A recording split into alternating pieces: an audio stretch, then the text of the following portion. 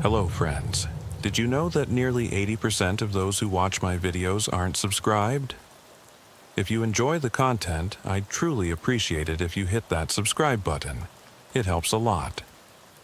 Also, don't forget to leave a like and share your thoughts in the comments. Your interaction not only supports the channel's growth, but also helps these stories reach more people. Thank you all for being here. By the way, where are you watching from? Let me know in the comments. I remember that night like it was the last time I ever felt safe behind the wheel of a patrol cruiser. The rain came down in sheets, hammering the roof of my office like a metronome gone mad. I sat in the dark, the only light a pale glow from the dashboard clock. 2:17 a.m., April 12th, 1997, and the soft amber of the street lamp beyond the Venetian blinds. I flipped on the recorder with a thumb that trembled just enough to make the tape hiss. There's a static in the air you can't photograph. Heavy, waiting. That's how I knew this confession would be different. No calls, no flashes of red and blue, just the rain and me, finally alone with the voices I've carried for 30 years. It began on US Route 41, that long ribbon of asphalt carving through the Everglades like a scar on the earth. I was chasing the tail end of a 3-vehicle collision. Fender benders, really, nothing serious. A kid asleep behind the wheel, a couple of beers at the hotel bar, the usual drunk and disorderly complaints. But when I pulled up, there was no kid, no broken headlights or crumpled hood. Just 2 cars, idling nose to tail, engines warm, nobody inside. No flashing hazards, no bodies slumped over steering wheels.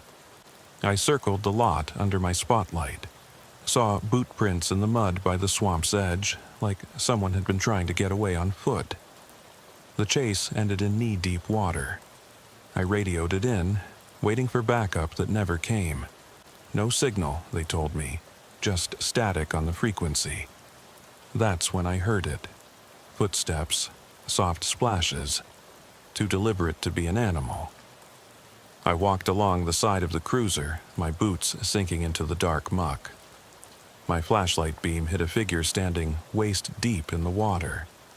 At first, I thought it was one of those alligator skin bills from a tourist trap. Mannequin, maybe. But it stepped forward, silhouette outlined against the distant glow of Miami's Edgewater skyline. Slick hair plastered to its skull. No features, not at first, just a shape. My hand trembled on my .38. Radio crackled with dispatcher's voice. Static dancing over her words. "Unit 760, do you copy? We're losing you." I held the beam on the thing. It didn't move again, didn't speak. Just stood, shoulders squared. Then, as if tired of waiting, it ducked beneath the water. I heard a splash that felt too loud in the empty night. I didn't follow. I dropped back to the cruiser, fired off a radio call again, got nothing but hiss. My partner wasn't due in until dawn. I was alone. I called dispatch on my hand mic. Open channel, no code, just breath and rain. "Dispatch, this is 760. I've got a missing person at my last known," and the line went dead. When I clicked it off, I felt like my own voice had betrayed me. Back at the station, they logged it as no subject located. A tick mark on a report no one ever read. End of story, until I realized weeks later that CCTV at a gas station on Highway 27 showed the same 2 cars idling at exactly that time, but a third vehicle had parked behind them, unmarked, no plates. A black sedan. The driver never got out, just sat in the dark, engine off. No lights. And when the police cruiser arrived, it slipped away without a sound. That was the night I learned I wasn't looking for bodies. I was looking for questions. By morning, I was too tired to care about paperwork. I wiped down the cruiser, filed a generic NIL report, no incident. but I kept the mud-caked bootprint sample stashed in an evidence envelope in my desk. It was the only physical memory of that night, the only thing that refused to vanish into filing cabinets. I studied it under the microscope in forensics. Not alligator, not human, not any species they could identify, just keratin and mud. Not a match in the database. When I first joined the Miami PD in '82, they taught you to solve puzzles, to put pieces together until you got a picture you could live with. But sometimes the puzzle is broken, the picture distorted, and the pieces don't fit. Years later, I'd find that out again. I'd learn that the Everglades teaches you nothing stays in place. Footprints wash away, bodies sink, radio waves die in the swamp. You learn that the world keeps secrets and sometimes your badge can't pry them loose. I recorded that evidence tag number on the tape, my voice catching just enough to betray my calm. I needed to get it down before I forgot, before the nightmares scrapped it away in the back of my mind. The second incident came on Highway A1A, near that abandoned beachfront motel everyone said was haunted. Tourists spoke of lights flickering through broken windows, whispers carried on the wind. You know the type of story. Kids daring each other to run across the veranda at midnight. But I got there to check an alleged trespass complaint. No one to be found, nothing to write home about. The place looked like any other gutted shell, rusted swing sets, peeling paint, hibiscus overgrowth. But when I stepped inside, the floorboards groaned under my weight. I radioed dispatch, asked for an ETA on units just to have someone else in my back seat. Silence. Again. I took the cruiser's spotlight and led it down the hallway. The beam caught a smear of red on the wall. No pattern, no handprint, just a streak, high enough that I had to tilt my head back to see it. It looked fresh. But when I reached out, the smear faded like water running down glass. I thought it was rain dripping through the broken roof. Then I heard the commotion on the radio, not mine, another channel bleeding through the static. Unit 2-1 to dispatch, we have shots fired, officer down. My pulse spiked. I called it in, terrified it was me they meant, but they said it was a Precinct 2 night shift up in the North End. Then the radio went silent again, swallowed by the rain. I left that motel and never came back. I filed another NIL, left the smear on the wall untested. No lab would prioritize blood that wasn't even confirmed. I never told my sergeant about the radio bleed-through, or how I swore I felt breath on the back of my neck as I blazed the hallway. I thought it was just nerves.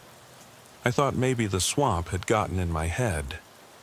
But nights later, I woke to the smell of rain on asphalt, my boots crunching gravel in a motel parking lot, and saw that same smear in my dreams, a whisper begging me to come back. I'm not proud of the mistakes that followed. I chased clues nobody believed in. Old dispatch logs, trespass reports, maintenance checklists. I dredged up victims with no names, connected missing persons dots that never formed a picture. Each one became a riddle I carried home. My wife left in 2002, said I'd changed, that I talked to ghosts more than I talked to her. She was right. I'd convinced myself the swamp was talking, that the murmur of frogs and the hiss of static held meaning. I lost my edge, my confidence, but I never lost that itch to solve the unsolvable. So here I am, 48 years old, making sense of the senseless in a tape recorder hidden in my desk drawer. I stopped chasing every echo after a patrol cruiser rolled up on a woman standing in the rain at a deserted gas station near Homestead. She was soaked, hugging herself, eyes darting.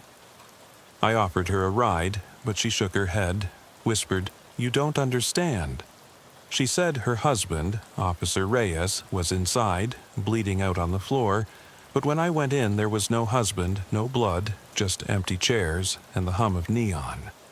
I called for medics, called for backup, got static. And when I emerged, the woman was gone. No footprints in the puddles, no sign she ever existed. The station attendant had no record of her, no cameras, nothing but that echo in my memory, her voice cracking, begging me to leave it alone. I can't, won't leave it alone. Because each of these nights offers a fragment, a whisper of something darker, some force that doesn't care about our reports or our ordinances, something that thrives in the hush between calls, in the shallow breaths we take before we answer the radio, something that doesn't quite belong to this world. And now, as the rain hammers my window and the tape winds toward silence, I'm forced to ask myself, am I the one losing my mind? Or did I let something loose in those Everglades so long ago, something I've never stopped chasing, and that, in turn, has been chasing me? I still can't sleep without that tape running in my head. There are nights when I wake up drenched, the walls slick with sweat, convinced I hear the hiss of static even when the radio's off. I've trained myself to dismiss it, catalog it under fatigue or post-traumatic stress, file it away as something someone else would write up and lock in a case folder. But the truth is, I keep looking over my shoulder, certain that whatever I saw in that water, whatever left those boot prints, is out there somewhere, waiting for me to come back. I went back once, a few months later, to the edge of the Everglades. I told the sergeant it was for follow-up, standard protocol.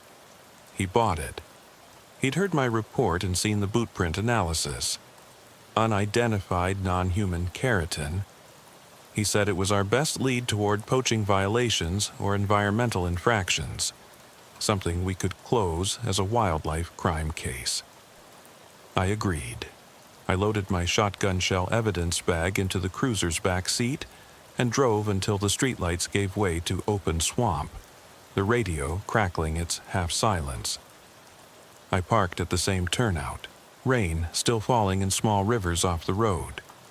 The underbrush was thicker, the path narrower. My flashlight shook as I pressed forward, tracing the edge of the water where the mud had hardened into the shape of a foot. I knelt, brushing rainwater off the envelope containing the original print. I pulled it open, laid the cast beside the fresh mud. The shapes matched almost perfectly. That cast was weeks old, the mud was new. I let that sit. We don't get footprints here, not this deep, not this clear, without a struggle or intention. I stood up, hornets rising around me like angry ghosts. I swept the beam across the water and saw, just beyond the light's edge, ripples. A steady pulse, then a pause, then the ripples again, like someone drumming their fingers on the surface. I called it in, voice steady. 760 to dispatch. I'm seeing movement. Possible subject in the bayou, requesting immediate air support. The only reply was static, an electronic sigh that sounded almost like laughter. The ripples stopped. The bayou went still, as if mocking me. Then there was a splash, soft, deliberate, the same sound I'd heard that first night. I trained my beam in the direction of the noise, heart thudding so loud I was sure I'd heard it on the tape. Nothing, no shape, no splash. But I felt something brush past my leg, slick and cold. I spun, shotgun raised, breath coming in ragged bursts. A figure rose from the water, closer than before, but just a blur. Gray outline and dripping hat brim, shoulders drooped like it was exhausted by distance. I squeezed the trigger, not at the figure, at my camera. I hurled the flashlight onto the ground, grabbed the evidence bag, and snapped photos of the prints carved into the mud. Then I ran. The swamp swallowed me up. Every tree a moving shadow, every rustle a warning. When I burst back onto the road, I slammed the cruiser door and floored the accelerator, tires spitting mud, the engine's roar fighting the rain's hammer. I didn't stop until the station's lights shone through the windshield like salvation. In the debrief, they called me hysterical. They asked if I'd been drinking, if I'd gone in alone, if I'd imagined the whole thing. They wrote up unauthorized solo recce, slapped me with an administrative write-up. I never got those photos on record. I keep the film in a shoebox at home, next to the bootprint cast.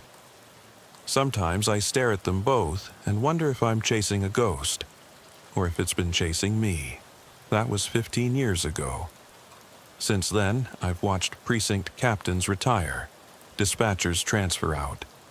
Even the Bayou patrol units get reassigned when budget cuts hit. The world moves on, but my memory doesn't. It loops that night over and over, hammering away at the walls I built around it. I can't explain why I stayed on the force so long, answering calls while collecting fragments of fear. Maybe I thought I could solve the puzzle. Maybe I just needed to prove it wasn't in my head. Tonight, I close the recorder on this confession with the same question I've never answered. When you hear footsteps in knee-deep water, and no one else is out there, who are you chasing? And who, or what, is waiting for you to catch up? Every now and then, when the wind shifts just right, I swear I can hear the swamp speaking in low voices. Old Everglades tongues mixed with static calling my name. I've felt the pull on nights like this when the rain feels too heavy to be natural. Last week, I drove down A1A again, past the crumbling motel, past the hotel bar where the kid fell asleep at the wheel. I parked under the neon glow of the closed sign at Salty's Marina, the same place where my partner and I used to grab coffee at dawn. I hadn't been there in 20 years, not since the dispatcher's voice crackled over the channel with news of my wife filing for divorce. The smell of fried fish and diesel fuel brought it all back, the day my life split in two. I stayed in the cruiser and watched the water, letting the engine idle so the dash lights cast long, green shadows across the cabin. My knuckles whitened around the steering wheel. I flicked on the radio, expecting nothing but hiss. Instead, a voice. Soft, female, like a half-heard whisper under a door. "Are you there?" it said, barely louder than the rain. I froze. The call sign wouldn't have been broadcast on my channel. No one but me knew I was out here. I keyed the mic. "Detective Hayes?" I said, and it sounded wrong, like I was calling out to someone long dead. "This is 760. Who's there?" Silence. Then the same whisper, drifting through the static. "I've been waiting." I slammed the radio off. My badge number flashed on the dash, red and accusing, like it was reminding me of every rule I'd broken. I should have left. I wanted to leave. But I felt compelled, drawn toward the water. I stepped out, ankle-deep in puddles, rain blowing sideways. The wind carried that whisper again, so faint I thought I imagined it. "Detective." I aimed my flashlight at the boat ramp. The wood planks were slick, rotten at the edges. A single canoe bobbed at the end of the dock, tethered to nothing. No footprints in the mud near the ramp. No sign anyone had carried a boat here. Yet the canoe drifted, rocking as if guided by invisible hands. "I," called out, voice tightened with dread, "show yourself." The rain paused for a moment as if listening. Then the canoe surged forward, tipping the dock slats into splinters. I sprinted back, heart pounding like a call for backup I knew wouldn't answer. I tripped over the edge of the ramp, landed chest first in the water. Cold shot through me, burned my lungs. I scrambled upright, spitting out rainwater, and saw the canoe gliding away. No paddles, no operator, just the empty hull cutting through the black. I reached the water's edge, soaked to the bone, unarmed. Forgot my service revolver in the cruiser. The boat vanished around a bend in the mangroves. My feet sank into silt as I pushed deeper, trying to see through the rain. The swamp was alive with croaks and hisses, alligators sliding under the surface. Every instinct screamed for me to retreat, to let the mystery go unsolved. But I kept moving, knee-deep, trusting the swamp wouldn't swallow me whole. That's when I saw it. Footprints. Human-sized boot prints, trailing off the dock into the water. They were faint but distinct, heel, toe, edging into the bay like someone had walked right across the surface. My breath caught. I tracked them with my flashlight, each print leading further into the mangrove thicket where no terranean path existed. The air filled with the smell of brackish rot and something else, iron, like fresh blood. My chest tightened, the tape rolling in my mind. Unanswered voicemails, knee-deep water, all circling back. I followed until the swamp closed in, roots like grasping fingers. My legs gave way in a hidden channel. I plunged, water up to my shoulders, and struggled to stay afloat. My flashlight died, battery gone from how long I'd been out here. I slapped the light free of silt and realized I'd lost the path back. The footprints ahead were now submerged. Panic set in as the water curled over my belt, chill creeping up my spine. I tried to retrace my steps, but the darkness swallowed me whole. Through the murk, I sensed movement. A shape drifting among the mangrove roots. It was broad-shouldered, the brim of a hat just visible above the water. I fumbled for my radio, clicked it on. Static poured through the speaker, then a clear voice. Mine from years ago, clipped and calm. "This is 760. Anyone copy?" My own voice answering me from the past through the storm. I keyed the mic. "Dispatch, send help," I rasped. Only silence and that same whisper, close as breath. "I've been waiting." I never heard the chopper or the sirens. I blacked out, or maybe passed through some threshold where time folded. I woke in a hospital bed, IV in my arm, the steady beep of the monitor matching my pulse. They told me I'd been found by a marsh patrol unit at first light, face down in muck, evidence bag still clutched in a hand that wouldn't open. No canoe, no footprints, nothing but my broken flashlight and the weight of water in my lungs. My medical report said hypothermia, exhaustion, immersion. They classified it a training accident. I retired soon after. They say I was lucky, that most who sink in those waters never come back. But I remember the whisper, my voice answering me, and the way those prints hovered on the water's surface, like a trail I couldn't follow all the way home. Now, I live in a small apartment, far from the swamp. I sleep with the blinds closed and a floodlight shining on the garage, just in case. But every storm, when the wind rattles the window frames and the rain hammers at the panes, I hear that whisper again. Soft, insistent, promising. Detective. And I know that somewhere out there, beyond the reach of sirens and searchlights, something is still waiting for me to finish the chase. I've kept these tapes close, even after I walked away from the badge. Each reel labeled by date, location, oddity, like the one from May 3rd, 1999, where the victim's phone recorded 37 voicemails at 2-minute intervals, all silent except for ragged breathing. I played it once for a retired dispatcher over coffee. She leaned back, face pale, and said, "That's not breath. It's water." I never asked her to explain. Some things you don't want to know. My days now are quiet. I wake before dawn, pour black coffee into a chipped mug, then sit at my desk, not to answer calls but to listen.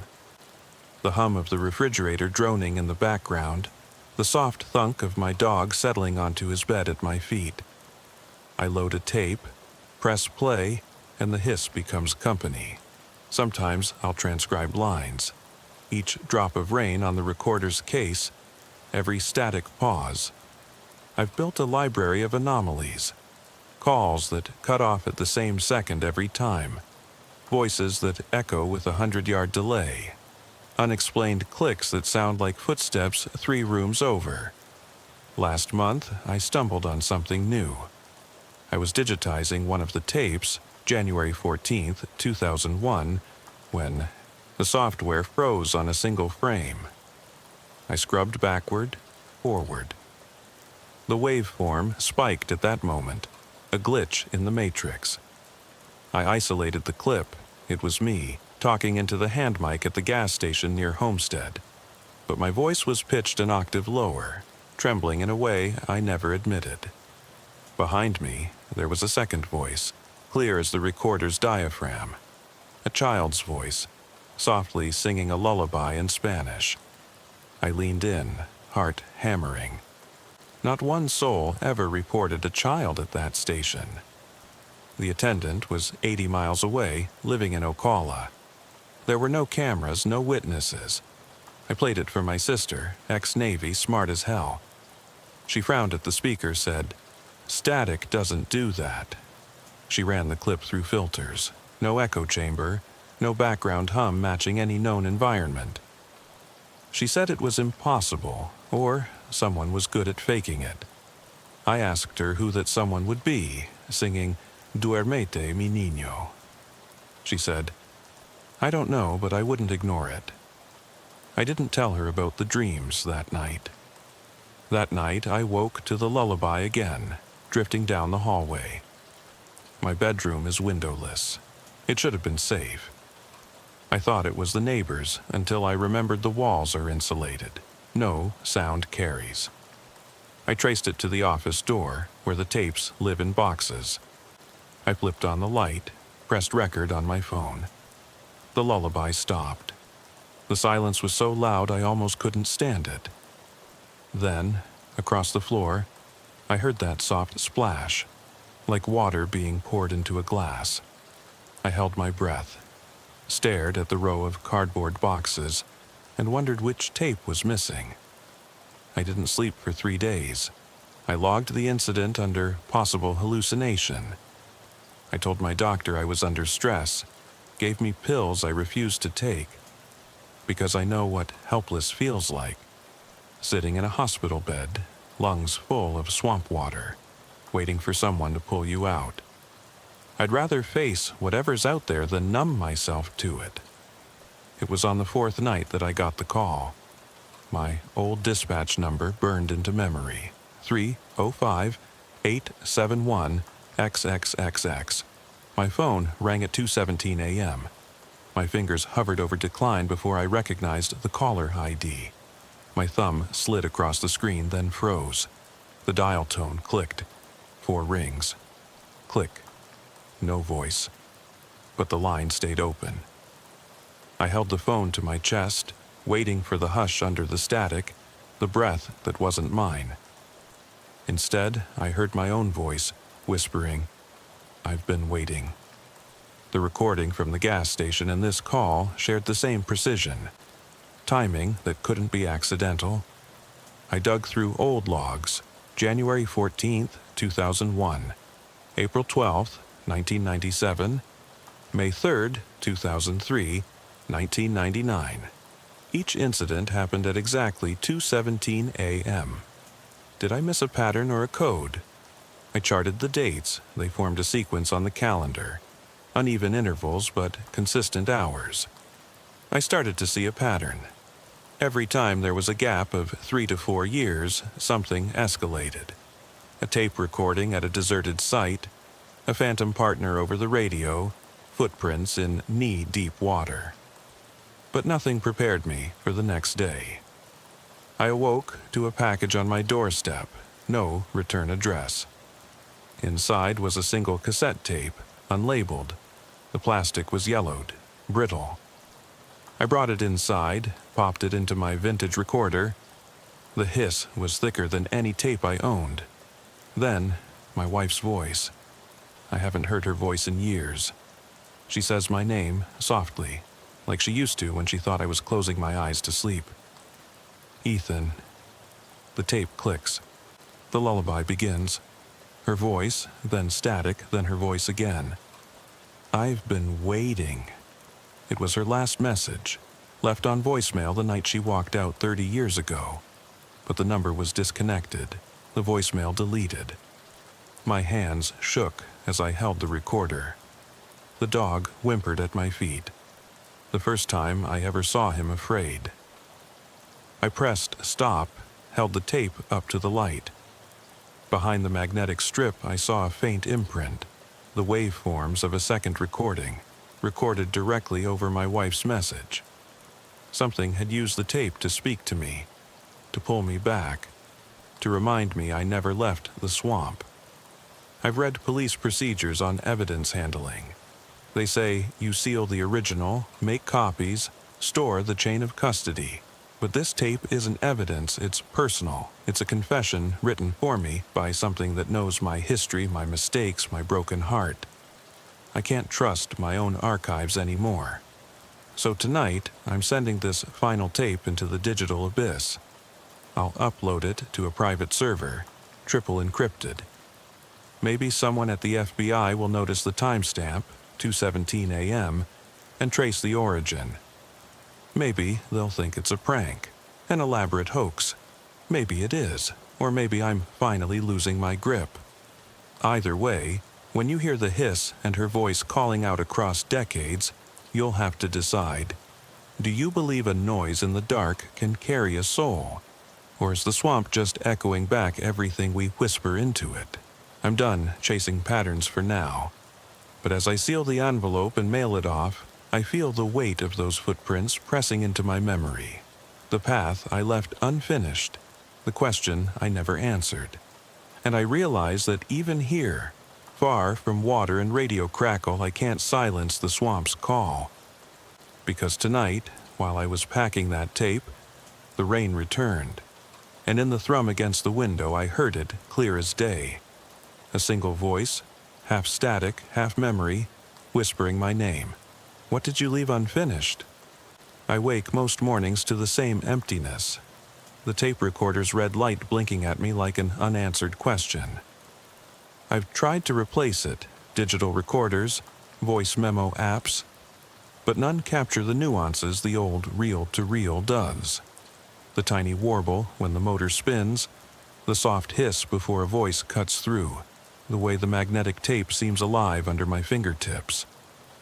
Tonight, I found myself in the basement, surrounded by boxes of tapes I've never re-listened to. I pulled one at random. October 9th, 2005. Miami Beach Precinct, midnight shift.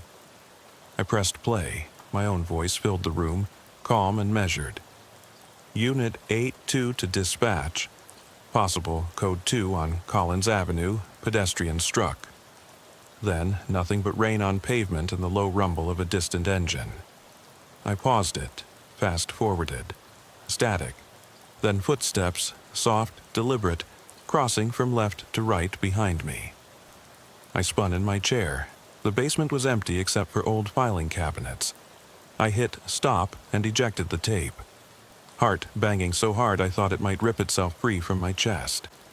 I stored that tape in a separate box. Do not play. But even as I labeled it, I wondered if the basement walls themselves were going to bend around me, press in until I confessed to whatever was watching, listening. My dog, an old shepherd mix I rescued from a shelter, growled at the door. He's never been that protective before. I flipped on the lights, saw his hackles raised, ears flat. I knelt and ran a hand down his back. He shivered. I carried him upstairs and locked the basement door. I promised myself I wouldn't go down again.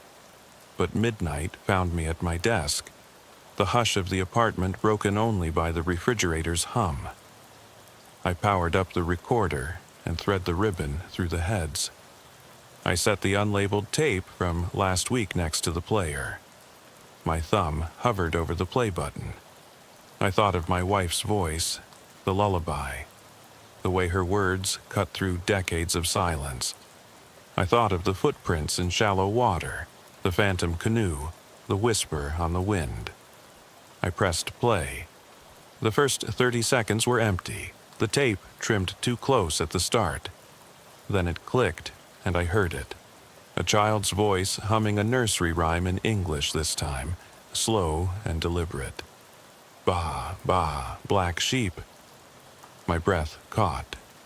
That rhyme had no place in Spanish lullabies, no connection to the voices I knew. The voice was soft, almost sleepy, as if the singer were perched on my shoulder, inches from my ear.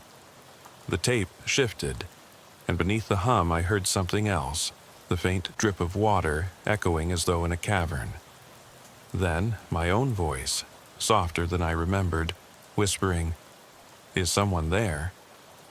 I hit pause. The dog whimpered beside me. My mind raced. Internal playback glitch, stray recording? I grabbed the light recorder microphone and stood in an empty hallway, clicking the button. "Hello?" My voice sounded brittle. Silence answered. Then, through the static of my mic, the nursery rhyme resumed, lower, as if coming through the drywall. "Have you any wool?" I clicked off the mic. My basement door rattled. The hallway light flickered. I swallowed hard, hands slick with sweat. I caught a glimpse of movement at the far end of the corridor, tiny feet at the threshold. I called out, voice trembling, "Who's there?" No answer, just the hiss of the tape recorder in my pocket. I flicked on every light on the floor and crept forward, my dog at my heel. The living room, kitchen, even the bathroom. No child, no figure. Only my breath in the cold, fluorescent glow. I returned to the recorder on my desk. The tape kept running, even though I'd pressed stop. I pulled it free and held it to my ear. The rhyme had stopped, replaced by a low, rhythmic thud, footsteps ascending stairs. The horror of that sound pinned me in place. The steps paused at the top of the basement door in my mind, though I knew I was alone upstairs. Then they walked across the hallway, receded, and the tape went silent again. I'm done pretending this is some trick of acoustics or memory. Something is using these recordings, these scraps of my life, to communicate, or to mock me. I can't tell which. All I know is I no longer trust silence. Every time I think I've mapped the pattern, the swamp reveals a new corridor, a deeper cavern where echoes are born and never die. I realized I haven't heard my own name in hours. So I say it now into the recorder, knowing someone or something is listening. Detective Hayes, I'm here. I'm still listening. What do you need from me next? I haven't left the apartment in days. The windows are shuttered, the air stale with coffee and old tape hiss. My dog sleeps by the door, ears flicking at every whisper. I keep the recorder running on low volume, like a nightlight for my nerves. I tell myself it's to catch anomalies, but really I can't bear the silence. It reminds me of that first night on Route 41, when the world went mute except for the rain and the footsteps. Last night's tape was worse than anything before. I loaded the reel marked October 2005, Do Not Play, into the machine. The room filled with that familiar whine, then a rush of static so dense it drowned out the hiss. When voices emerged, they weren't mine. They were layered, male and female, whispering in overlapping loops. One voice spoke my name. Detective Hayes. Another laughed. A soft, childlike giggle echoing from the speakers like a ghost trapped in the coil. Then a third, deeper voice, solemn. We're still here. I hit stop and pounded my fist on the desk until the machine clicked. The recorder ejected the tape as if rejecting it, flinging the reel across the floor. I watched the spool spin to a halt on the carpet, unmoving as if drained of energy. My chest heaved. The apartment was so quiet I could hear my pulse thumping in my ears. The dog whimpered and nosed at the reel. I told him, "Stay away," but he didn't move. He stared at that tape like it was alive. I know there's no rational explanation. No human voice can record itself after death. No machine can splice decades into a single coil. Yet, here I am, clutching my service revolver, pacing the living room at 3:47 a.m., loaded magazine empty of bullets I refuse to fire. I imagine prying open the basement door, descending into that dank space to retrieve the original tapes, to destroy them all in a bonfire of information. But I'm too afraid. I need proof, even if it drives me mad. Instead, I dialed my old captain's unlisted number, someone I trusted once. It rang twice, then clicked. I left a message. If you get this, listen to tapes dated April 12, 1997, January 14, 2001, October 9, 2001-2005. Look for echoes, call me back. I hung up before the beep. No idea if he'll call. I barely expect any signal in this neighborhood. I scrawled a list on notebook paper. Pattern markers, timestamps, spectral voices. I underlined 2:17 a.m. in red ink. Under it, I wrote, "It always starts at 2:17. If someone ever finds these notes, they'll think I was insane. Maybe I am. But there's one more thing I have to do before I stop, or before it stops me. I'm going back to Homestead, to that deserted gas station where the woman appeared, if she ever did. I'll take the road at exactly 2 a.m., time the drive to hit the pumps at 2:17. I'll film everything with a handheld camcorder, any evidence I can collect. I'll lean against the pumps, waiting for static, for whispers, for that child's lullaby or the nursery rhyme. I'll stand in the rain until it drives me back or until I find the answer. Because I owe this world the truth. We're not as alone as we think. There are patterns beneath the noise, questions echoing across decades. I've chased them through swamps and motels, across neon-lit streets and ghost towns of memory. I've cataloged footprints that vanish, voices that respond to my name, and tapes that record what's no longer there. Tonight, I close the notebook and load fresh batteries into the camcorder. I pack the tape marked January 2001 and the cast of the bootprint. I'll leave the rest behind. I lock the apartment door, drive through soaked streets toward the Everglades edge and the gas station that never sleeps. When I arrive, I'll switch off the engine at 2:17. I'll leave the car running for light. I'll stand in the rain, raise the camcorder, and ask aloud what I've never voiced. Who are you? What do you want? Then I'll wait, as I always have, for the answer drifting through the static, and I'll record it. The drive out of town was quiet, save for the rumble of tires on wet asphalt and the soft whistle of wind through the cracked window. I watched the digital clock blink 2:09 a.m. as I turned off Route 27 onto the back roads leading to the Homestead station. Every mile marker that passed felt like a countdown, each second drawing me closer to whatever waited in the rain-soaked darkness. I thumbed the camcorder's record button half on, lens cap off, ready to capture the first flicker of static or ghostly echo. My knuckles whitened on the wheel. The road narrowed beneath the oaks draped in Spanish moss, which glistened like spectral curtains in my headlights. At 2:14, the neon glow of the station sign came into view through a curtain of rain. The pumps stood empty, their hoses coiled like sleeping serpents. I parked dead center between pump 4 and 5, my chosen vantage point to record both the canopy above and the ground below. I shut off the engine. The dashboard lights went dark, leaving only the stations flickering red and white overhead. A thin column of steam rose from the cooling exhaust, mingling with the mist. I grabbed the tape canister marked January 14, 2001, clipped it into my belt holster next to the bootprint cast, and stepped into the rain. The camcorder's display lit up as I pressed record. The lens fogged for a moment until I keyed the lens hood closed. Rain pelted the mic's windscreen, but the machine handled it. Just enough hiss to set the mood. I panned slowly from the cracked concrete out to the road. A mile down, the stand of cypress trees loomed, their trunks anchored in saturated earth. There was no wind. The rain fell straight down, hammering the awning overhead.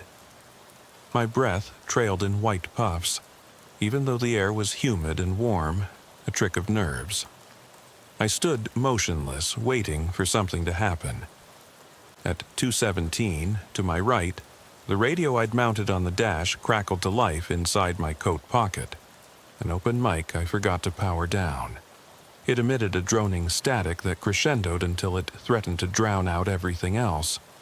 I hit the side switch to kill it. Silence returned. But beneath that silence, I thought I heard a footstep. A soft thud on the canopy's metal roof.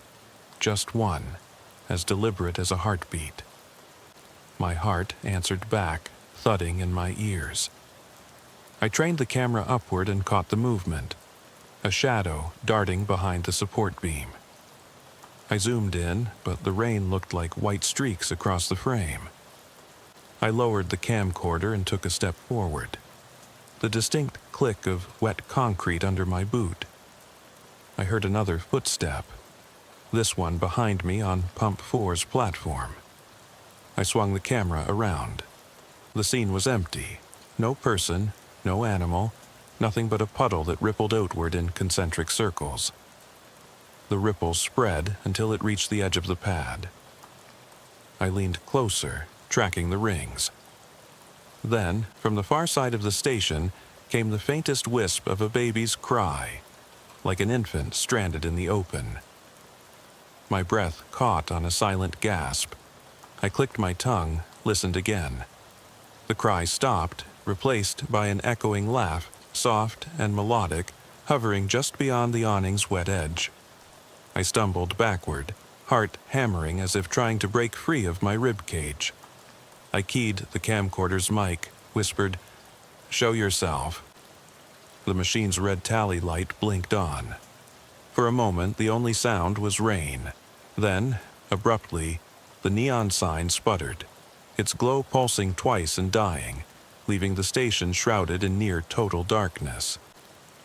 My camera's infrared mode kicked on automatically. The scene turned emerald green.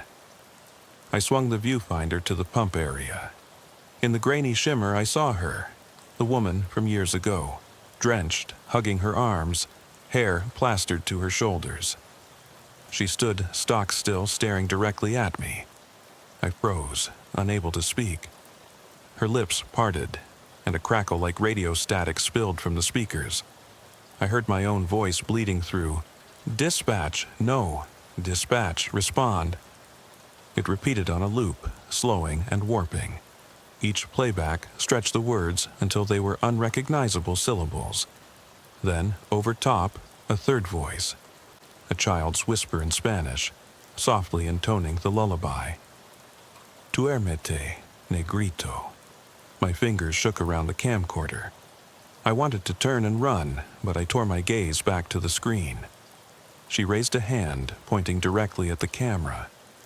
The infrared revealed her eyes as two dark pits, reflecting no light. Her mouth opened, and the lullaby veered into English. "Ba, ba, black sheep." She mouthed the words in perfect sync, voice blending both tongues, a seamless, impossible translation. Then she tilted her head, as if puzzled, and the camera shifted. In the background, walking across Route 27, came a lone figure in uniform, me, but younger, carrying the evidence bag and brandishing the boot print cast under the street lamp. I blinked. The station was deserted again. On my screen, the wrinkled palm of her outstretched hand pressed against invisible glass. Then her features blurred, as if I'd defocused. The infrared glitched, the green hue flickering. The machine cut out, sensors overheated by moisture. The recording stopped. The frame froze on her silhouette, and the last thing I saw was the bootprint cast that I kept strapped to my leg, reflected in her dark eyes. I stood there for a long, shaking minute, until the neon sputtered back on in a buzzing hum. The woman was gone. The pumps lay empty and inert. No footprints, no traces. Just a pool of water reflecting the station's harsh light. I pressed stop on the camcorder and shoved it into my coat. My hands trembled as I fumbled the bootprint cast back into its holster. I didn't look for the black sedan. I didn't search for the canoe. I didn't call dispatch. I just climbed into the cruiser, started it, and drove away. In my rearview mirror, I saw her silhouette in the awning's frame for a heartbeat, a dark shape that vanished when I blinked. I punched the wipers on high, but the rain cleared only my windshield. The memory of her eyes, the lullabies and the footprints in knee-deep water stayed with me as I sped down the road, racing the clock until I reached home, where silence awaited. If silence can ever truly be silent. When I got back to the apartment, I uploaded the camcorder's file to my private server. The timestamp read 2:17:03 a.m., exactly as the pattern dictated. I watched the playback once, far too disturbed to see more. The woman, the whispering voices, the echoes of my younger self, each frame seared into the digital file. Then I deleted the local copy. I left only one version, buried behind layers of encryption, in case anyone ever needed proof. Now I sit here, the rain still tapping against the window, and I wonder, have I finally captured the answer I sought? Or did I only record another fragment of the swamp's endless question? Because when you stand in the rain at exactly 2:17 a.m., there's no telling who or what is watching you, waiting for you to look back. And that's the truth I can't shake. Some hunts never end, and some echoes never fade. I pressed record tonight not to stop the voice, but to hear it one last time. So here it is, the faint shimmer of static, the lullaby in 2 languages, my own voice begging for response, and a single final whisper, half human, half machine, carried on the wind. We've been waiting. I barely slept last night. Every time I closed my eyes, I saw her silhouette at the pumps, hat brim dripping rain, eyes hollow as 2 cypress knees jutting from the water. By dawn, I was back at my desk, the camcorder file encrypted on the server, my boots still resting on the seat where I'd left them. I must have replayed that final scene a dozen times, the lullaby shifting between languages, the younger me in uniform stepping across Route 27, and her pointing, as if to say, "You know me. Remember me." But who was she, and why did she return each time? I spent the morning combing through dispatch logs from January 2001, April 1997, October 2005. Every night at exactly 2:17 something inexplicable happened. Footsteps in mud, voices on silent channels, phantom calls, unseen figures. Then a pattern emerged beyond the dates. The victims or witnesses were all people I'd tried to help. Officer Reyes's wife at Salty's Marina, the kid who fell asleep at the wheel, Michael Carilli before he was exonerated, they'd all looked to me for rescue. And each time I'd failed. So now she came back, night after night, to remind me, you are not beyond failure. That afternoon, I dug out the cast of the unidentified footprint, the one whose ridges matched the prints in the mud at the Everglades turnout. I examined it under a lamp, running my finger along the edges. The keratin sample was brittle, like a bone left too long in the sun. I still hadn't sent it to any lab, partly out of stubbornness, partly out of fear of formalizing what I already knew. There was no catalogued creature that bore those tread patterns. They felt human, but no human could stand knee-deep on water without sinking. That impossibility kept me tethered to the mystery. By evening, the sky was bruised purple and slate. I drove back out toward the swamp, not to Homestead Station this time, but to the turnoff on Route 41 where it all began. The old pullout was choked with weeds now, the asphalt cracking under new growth. My headlights picked out the pair of cars still parked nose to tail, engines long cold. I stepped out, the odor of wet concrete and moss curling around me. I carried the boot print cast in a plastic box and the camcorder in a padded bag. The recorder from the night before sat on the passenger seat, humming softly as it charged. I pressed record on the handheld mic and radio dispatch on an encrypted frequency. "This is Hayes. I'm at the old accident site. No subject located." Then I waited. The swamp was alive, cicadas stuttering like broken metronomes, frogs punctuating the darkness, water dripping from leaf to leaf. My boots crunched over broken asphalt. I laid the cast on a ledge of crumbling pavement and set the camcorder on a tripod, aimed at the tree line half hidden in gloom.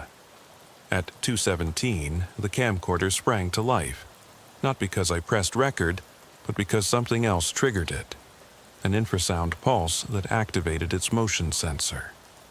The display showed the thermal overlay shimmering like heat haze. Through the lens, I saw movement. A figure stepping out of the bayou, shoulders hunched, hat brim pulled low. The figure was too tall, too broad across the back. Not me, not anyone I'd known.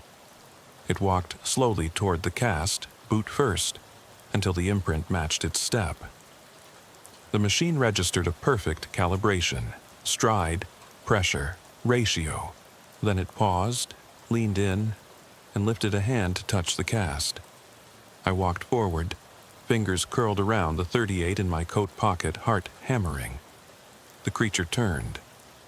In the infrared view, it was featureless, a gray void, mouthless, eyeless, yet I felt its gaze drilling into me. The swamp fell silent. No birds, no insects, the night held its breath. I whispered into the mic, "Who are you?"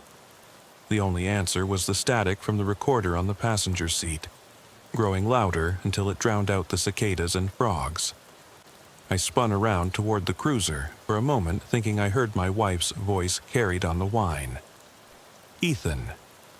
But when I reached the door, the recorder sat on the seat, blinking sleep mode. No static, no lullaby. I wheeled back to the figure, and it was gone. In the camcorder's viewfinder, the screen went black except for a single frame, frozen by the motion sensor.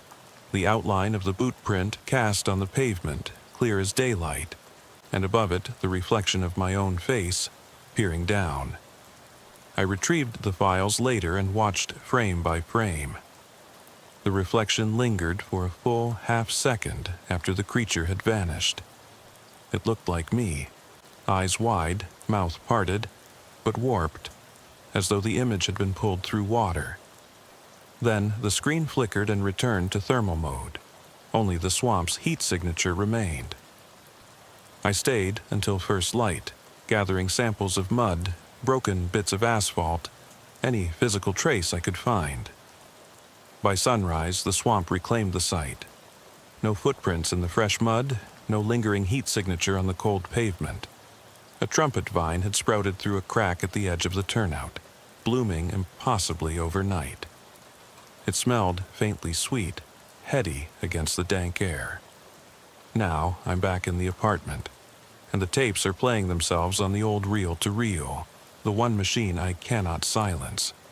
They loop night after restless night, the woman at Salty's downpour, the whisper on the radio, the child's lullaby in two tongues, the nursery rhyme in a child's voice that never belonged. Tonight, the loop ended on a new glitch. My own voice, distorted, saying a line I've never spoken out loud. "You can't bury me in silence." The scratchy voice followed with a cackle, half familiar, half otherworldly. Then nothing but the hiss. That's the question I wake with each morning. What have I unearthed? And what has unearthed me? The swamp's secrets have slipped inside me, forged into muscle memory by the sound of my own name echoing in knee-deep water. I thought I was chasing unanswered calls. Instead, I've become the answer someone, or something, has been waiting for. I woke this morning to a sunrise so pale it looked stolen, washed out pink bleeding through my blinds, like the swamp surrendering its nightmarish hold for a moment. I sat on the edge of the bed, deafened by the absence of tape hiss, staring at the recorder on the nightstand. Its red light was finally off. My dog slept curled at my feet, his side rising and falling in exaggerated breaths. I wondered whether I'd dreamed any of it. Every creak in the floorboards, every echo in the hall, I'd learned to catalog as data, evidence, or hallucination. But this morning, the recorder's silence felt like one more piece of the puzzle slipping away. I made coffee, bitter as regret, and poured it into a chipped mug I've had since academy days, before the Everglades, before the late calls, before I traded patrol duty for obsessive investigation. I carried the mug to my desk where the final tape from last night lay unspooled in its canister. The reel stamped Route 41 turnout, 2:17 a.m. I thumbed the edge, half expecting it to bite. My hands trembled. At this point, I doubt they'll ever steady again. I slid the tape into the reel-to-reel and pressed play, watching the counter click past 0. Static, long and pregnant, filled the room. Then the child's voice, slow, deliberate, reciting lines I'd never heard before. Sing a song of sixpence, a pocket full of rye. It wasn't the familiar nursery rhyme, words twisted into dark poetry. A pocket full of dirt, gleaners by the mire.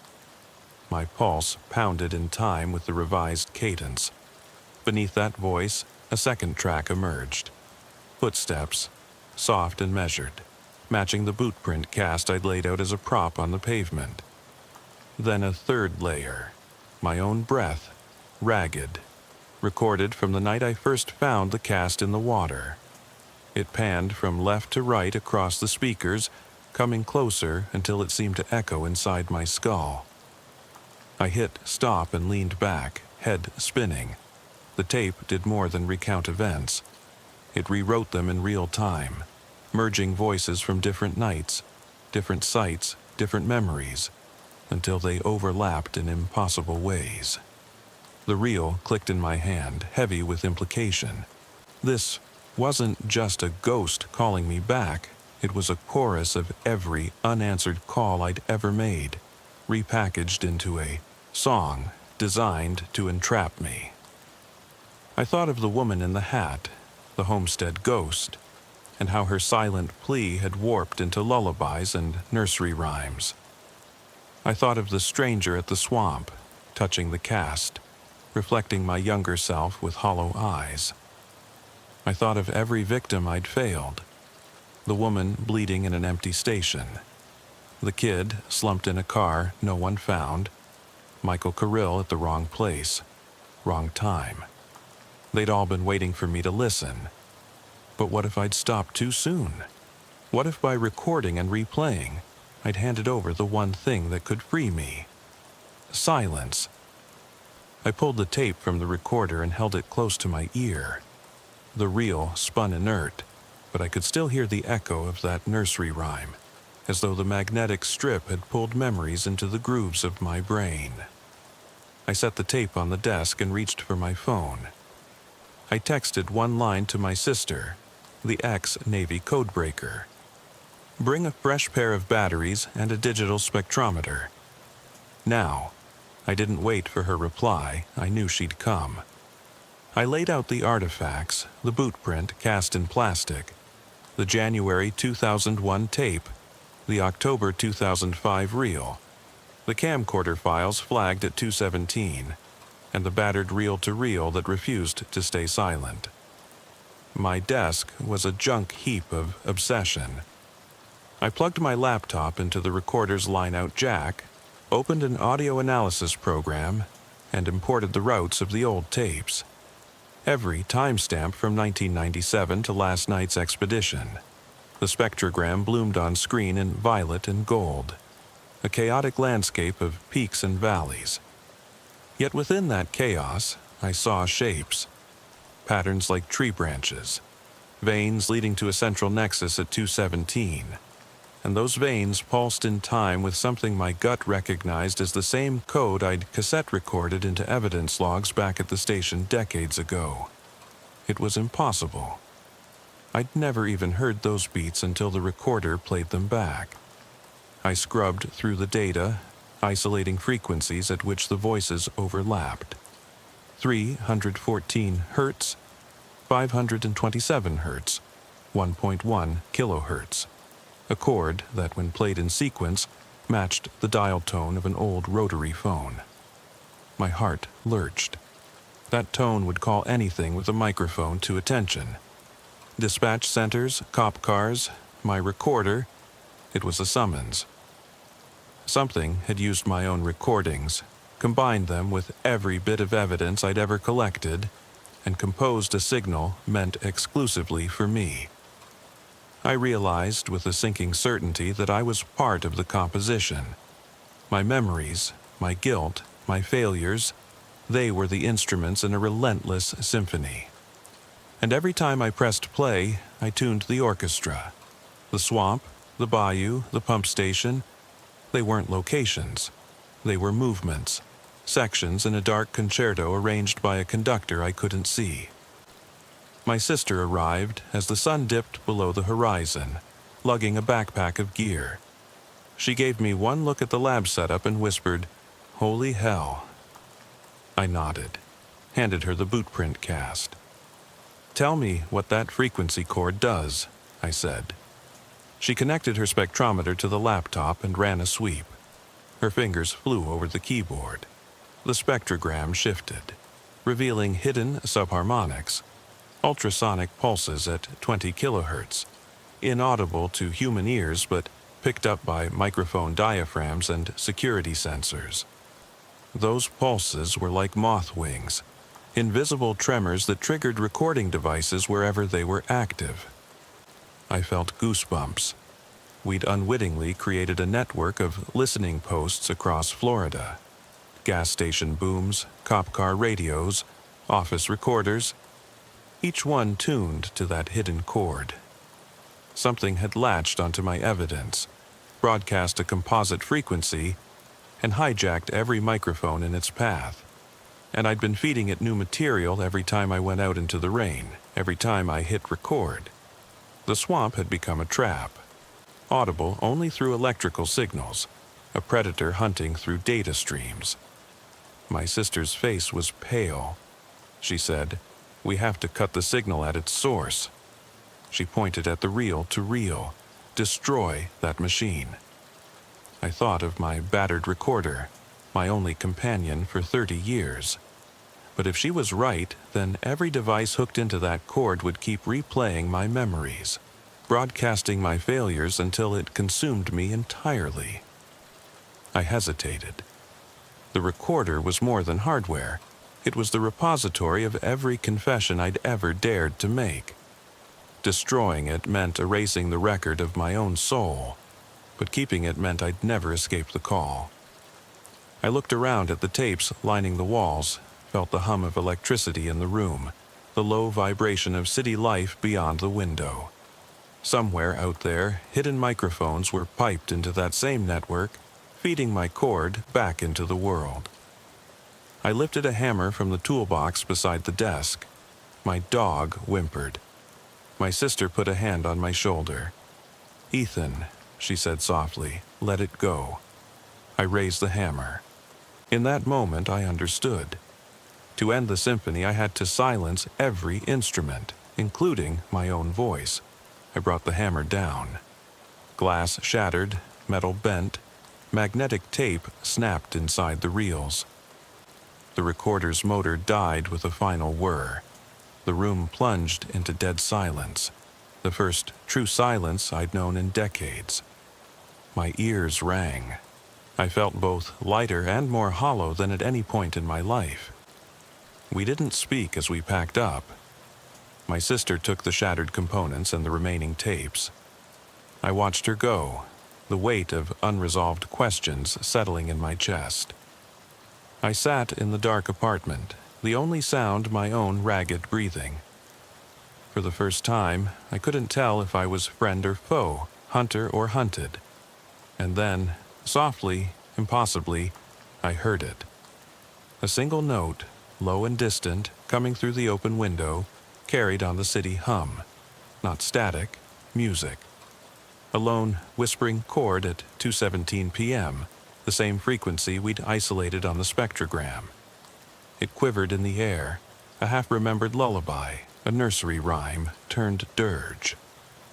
I strained to listen, chest tight, as the note faded into nothing. And in that silence I realized the final truth of this confession. Even if you break the instrument, the song remains etched in your bones. Some hunts never end, and some echoes are carried not by machines, but by memory itself. I didn't know how long I sat there in the dark, the hammer heavy in my trembling hand, the broken reels strewn like wreckage at my feet. The silence wasn't peace. It was the vacuum left behind by the recorder's death, a nothingness so vast it swallowed every other sound. My dog nudged my leg, low whine in his throat, and I realized I still wore my coat. Rainwater dripped off my sleeves onto the carpet. And somewhere outside, a siren wailed its own requiem. I must have dozed, because when I opened my eyes, dawn was seeping through a single unshuttered window. Pale light, indifferent. The apartment felt different. Smaller somehow, as if the walls had drawn closer now that my companion, the tape recorder, was no more. I half expected to see its red light blinking at me from the coffee table, beckoning me back into the wet nights, the static rituals. But it was gone, reduced to twisted metal and shattered glass in a trash bag by the door. I stared at the empty space, as guilty as if I had buried a friend alive. For days, I wandered through routines, buying groceries, walking the dog, glancing at my phone for missed calls that never came. The world outside carried on. People arguing over morning traffic, children laughing on sidewalks, the undercurrent of voices on passing radios. Nothing in that noise resembled the hush of the swamp or the lullabies recast into nightmares. And yet, something had followed me home. I could feel it in every cavity of my skull, a low hum that I craved like oxygen, like a drug my body refused to let go of. On the fifth night, at 2:17 a.m. sharp, it started again. I sat bolt upright in bed, sweat dampening my pajamas, convinced I'd slipped accidentally into dream. It began as a whisper, the faintest stir of static beneath my pillow. I froze, heart slamming against ribs. The whisper grew into a voice, distant but familiar, soft and half-remembered. Detective Hayes. My own name, drawn out in a tone I hadn't used in years. My mouth went dry. I pressed my ear to the mattress. The voice came again, closer now, as though crawling through the bed frames. I bolted upright, yanked the covers away, and my bare feet hit the cold hardwood. The apartment was pitch black. I fumbled for my phone, slapped the flashlight app on. The beam swept across the ceiling. Nothing. The hallway, empty. I crept toward the living room, dog at my heels, ears pricked. I half expected the shattered recorder to reassemble itself on the floor. Instead, I found a small, square package resting on the threshold of the kitchen. No return address, no stamp, just my name scrawled in a shaky, looping hand. I carried the package to the coffee table, light shaking in my hand. The wrapping paper was thick and yellowed at the edges, brittle. I peeled it open with fingers stiff from adrenaline. Inside was a single cassette tape in a plastic shell dusted with mold. The label was blank except for one line in the same looping script: "Play me." My breath caught. I almost dropped it, but something, guilt, curiosity, madness, made me slot it into an old Walkman I kept for emergencies. The device crackled to life in my hand, a flicker of power in the dark. I pressed play. Nothing for the first 10 seconds, just the hiss and a pulse of low-frequency hum. Then, unmistakably, my own voice began, speaking words I had never recorded. I sat on the couch, frozen, as I heard myself describe the night my wife left me, in precise detail. She paused at the door, put a hand on the handle, and looked at me with eyes full of questions I couldn't answer. I told her the swamp called me more urgently than she did. I said I needed the silence of the water more than her voice. My stomach dropped. I hadn't thought those words in decades, and yet there they were, freshly spoken. Beneath my voice came another, hers, soft, almost trembling. "Ethan," it said, "you promised me you'd come back." The tape slowed, warping her tone into something alien. Her words echoed, overlapped with a third voice, a child's relentless, "Sing me to sleep, Daddy." Then the child's voice fractured into static, leaving a hollow gap that felt like a wound in the fabric of sound. I slammed the Walkman shut. The room went deathly silent, save for my dog's worried whimper. I looked down at the tape in my hand, hands trembling so hard I could barely hold it. Whoever sent it knew me, knew the worst thing I never said to my wife the moment I'd lost her. And the tape was proof that my own voice had betrayed me in the silence I thought I had buried forever. By the next night, I was back on the road, driving toward the swamp again. I told myself I needed answers, closure. I took an old cassette recorder, fresh batteries, and the mysterious tape for playback. The sky was overcast, a heavy bruise of clouds pressing down. At exactly 2:17 a.m., I parked at the turnout on Route 41, the same spot where footprints had first led me into the dark. I set the recorder on the hood, clicked to the tape to play, and listened as my fabricated confession and her ghostly plea replayed into the night air. As the tape hissed around me, I heard another sound. Boots crunching on gravel behind the car. I spun, flashlight in hand, but the beam found only the edge of the swamp. No person, no silhouette, just reeds swaying in an imaginary breeze. The recorder kept playing. I walked toward the reeds, each step sinking into mud. A pale glow shimmered on the water's surface. Moonlight threw breaks in the clouds.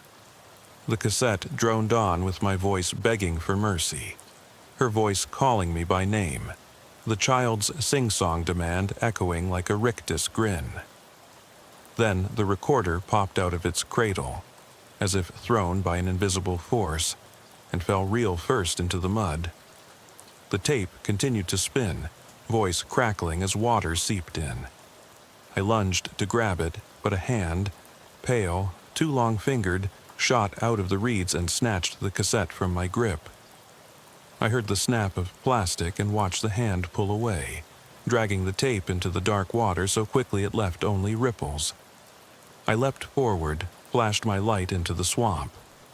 For a heartbeat, I saw her, the woman in the brimmed hat, waist deep, her empty eyes reflecting the recorder's red light. She held out her hand, and in it gleamed 2 VHS spools, swatches of magnetic tape dripping in the moonlight. She opened her mouth, a maw of silent static. Then she tilted her head and spoke in a voice that split the night. "You always come back." The swamp claimed her and the spools both, water closing over them like a tomb. I stumbled back to the car, chest heaving, dog barking beside me. The night was still. The tape was gone. And there, on the hood where the recorder had sat, scratched into the metal by claws deeper than any prints I'd ever cast, were 4 words. We never sleep. I flipped the tape and let the hiss fill my headset. Rain's been pounding this window for what feels like days, hard enough to blur the streetlight into a dull orange smear. I'm Detective Jack Rivers, Miami-Dade, retired 6 months now. But tonight I talk like I'm still on shift. Tomorrow I might wish I'd kept my mouth shut. It started just after 11. Edgewater Dispatch hit my pager with a hollow buzz I know too well. Unit available for a possible abandoned cruiser on US 41. Location, marker 83. That's where the Everglades spread out, swamp swallowing blacktop heading inland. They figured I'd want it. Longest record of unexplained scenes on my roster. So I grabbed my raincoat, left the warmth of this office behind, and checked in with dispatch one last time as I climbed into my cruiser. Rivers, en route to marker 83, ETA 10 minutes. Copy that, Detective. Their voices stay calm, never laced with what I feel. The churn in my gut, the weight in my chest. I drive slow, windshield wipers cutting rhythmic swaths through the downpour. Every mile feels like I'm tracing footsteps through a nightmare I can't wake up from. By the time I hit the marker, street lamps vanish and headlights become beacons slicing through fat raindrops. The swamp on either side is a dark mirror, trees bowed under rain, cypress knees rising like graves. I park 30 feet away, engine off, lights off, and step out. The world goes silent but for rain and the static buzz in my radio earpiece. I crouch and move forward, boots sinking in soft mud. The cruiser sits half over the shoulder, engine still running, tailpipe whispering fumes into the wet night. No officer in sight, doors locked tight. I circle around, blood pumping in my ears. Rain slicks down my face, cold against skin that's gone numb to cold long ago. I peer through the driver's window, dash strewn with charts, regional weather patterns, handwritten notes about flood warnings, maybe personal scribbles I can't read, and something else, folded, wedged beneath the radio mic. I tap the glass. It's wet, smeared. My breath fogs the pain as I press my forehead against the cold. A crackle on the radio. Unit 4-12, you there? Possible gators by the ditch. I click off the mic. My jaw clenches. They talk about gators like it's just another night animal shift, but I know there's something darker out here, something that moved this cruiser off the road and left its doors locked from the outside. I wedge my flashlight against the tire and pop the door. It opens with a groan. The smell hits me first. Oil, mildew, and something coppery. Blood, not fresh, but not old enough to vanish entirely. My heart kicks. I sweep the beam across the seats. Nothing but mud and the slick imprint of someone who sat here long enough to leave a body heat stain. I shut the door, take a slow breath through my rain-soaked collar. Then I move to the back. The hatch handle is cold metal under my fingertips. I pause, finger on the latch, because once you open it, you can't unsee what's inside. Rain taps overhead in a steady rhythm, like a warning. I flip up the hatch and my heart slams against my ribs. I freeze, light slicing through darkness, but I don't look down yet. I let the storm roll in around me. The roar of rain, the distant rumble of thunder, the drip, drip, drip from the hatch. My flashlight trembles. I flick off the safety on my Glock, just habit now, though I don't know what I'd do if something lunged at me. I lean closer, jaw tight. The radio in my pocket crackles again, but I ignore it, because right now that hatch is a threshold. Behind me, the Everglades hold their breath. Under my beam, something moves, or I think it does. Something in the corner of my vision, wet and dark, shifting against the spare tire. I swallow past a dry throat. Part of me wants to back away, drive off, hand this to someone else. But another part, call it duty or morbid curiosity, won't let me. I run the barrel of my flashlight along the rim of the trunk. Mud, bits of moss, a smear of something that could be oil or something worse. The rain hammers in my ears. I'm halfway leaning in, frozen, and I swear I feel him, the kid's eyes burning into me, accusing me of coming late, letting him drown in waiting.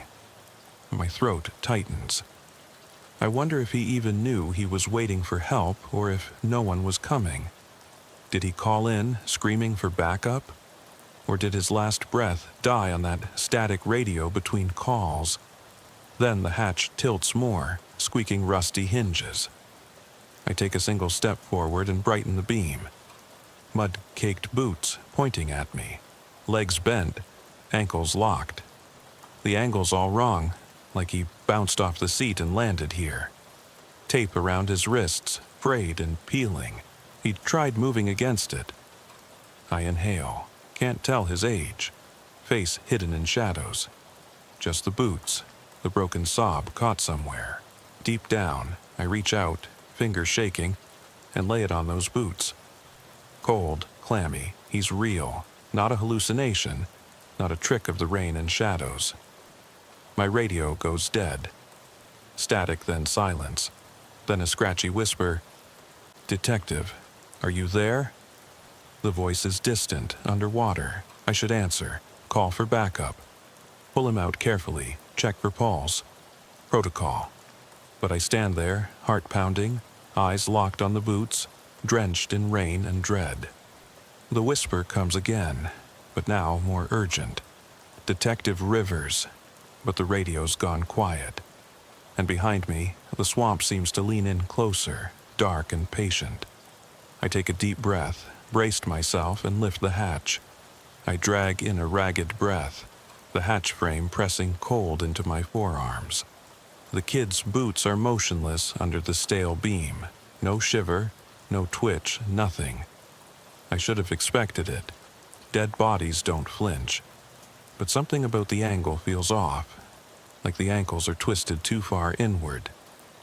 I brace one knee on the bumper and peer deeper into the trunk.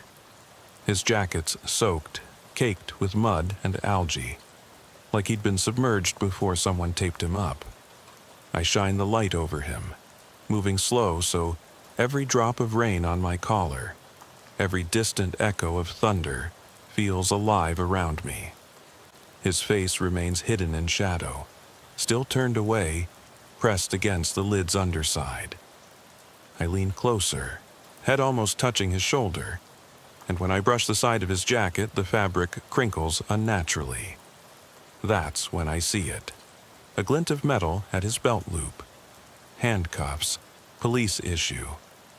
But the cuffs are locked around his waist, not his wrists, like someone bound him loosely there to keep him upright in the back.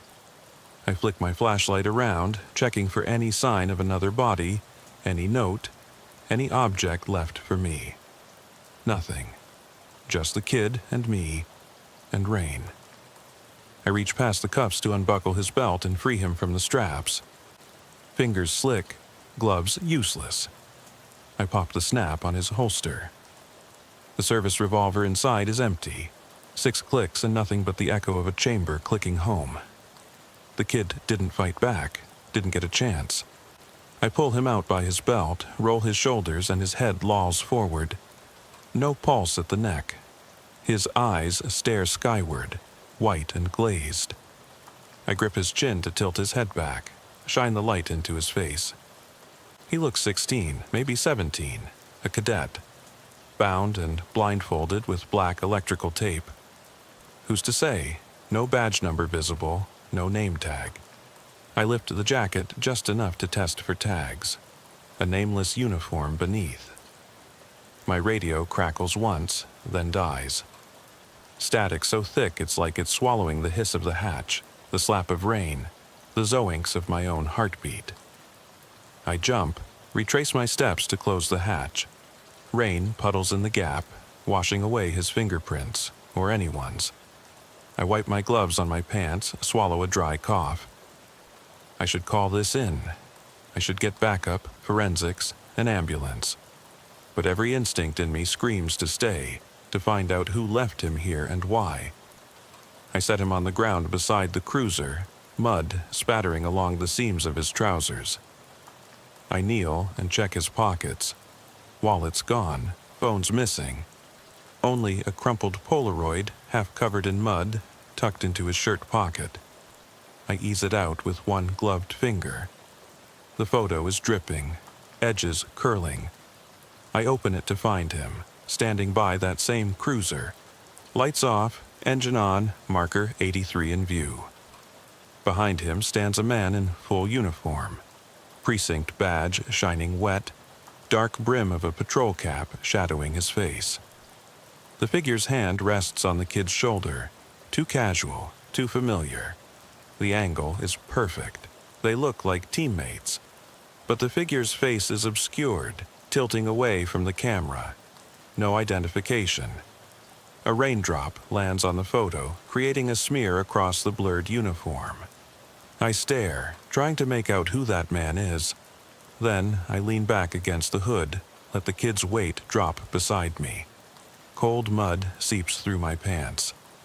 I tuck the Polaroid into my inside pocket, knowing it'll warp, knowing I need to preserve it. I stand and circle the cruiser, flashlight dancing over every inch of metal. The front grille, scratch marks.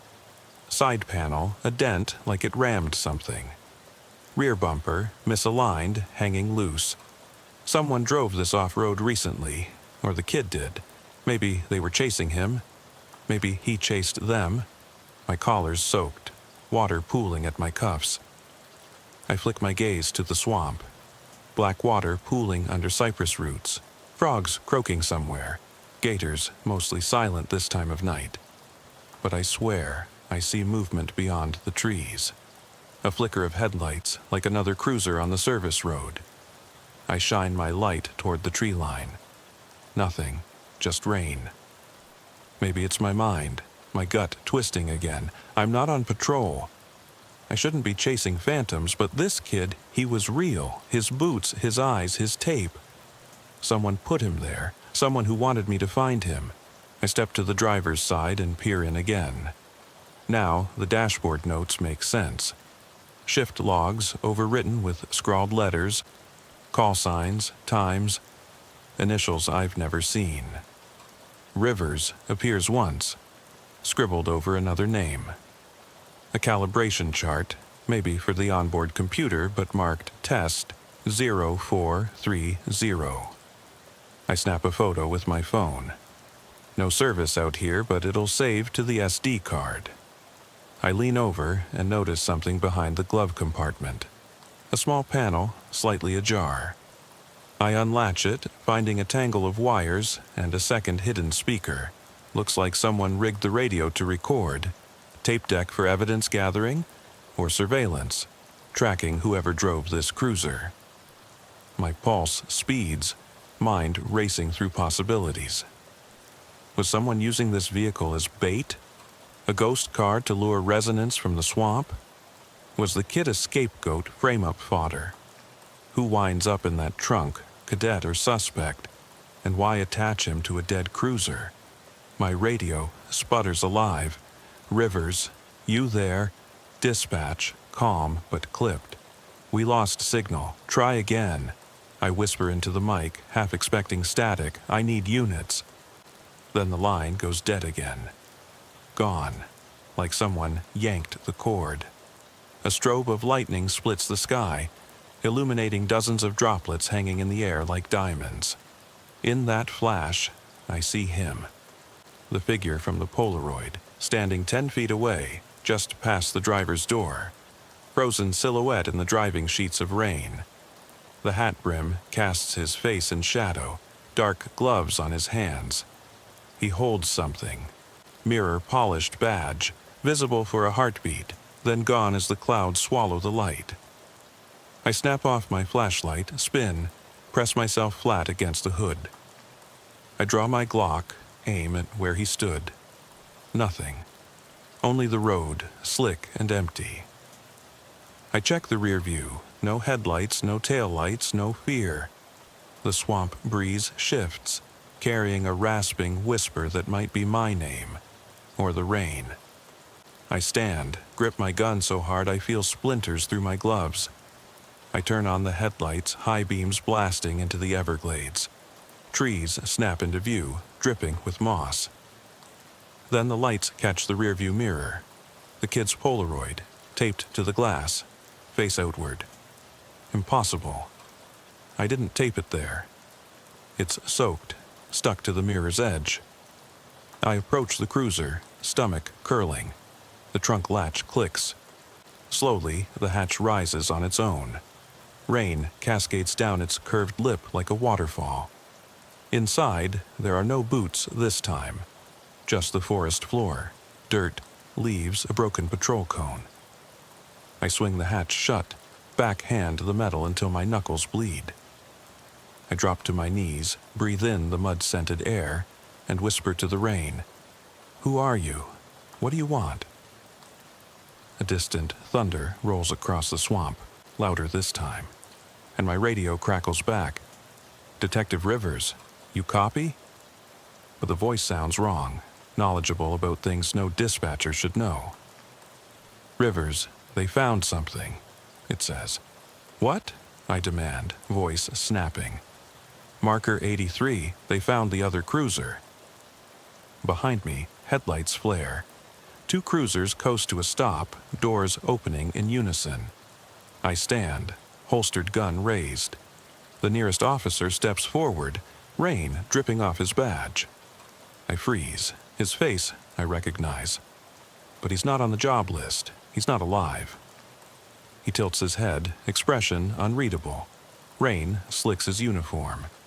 He says my name softly, as if it's a question. I swallow, throat tight.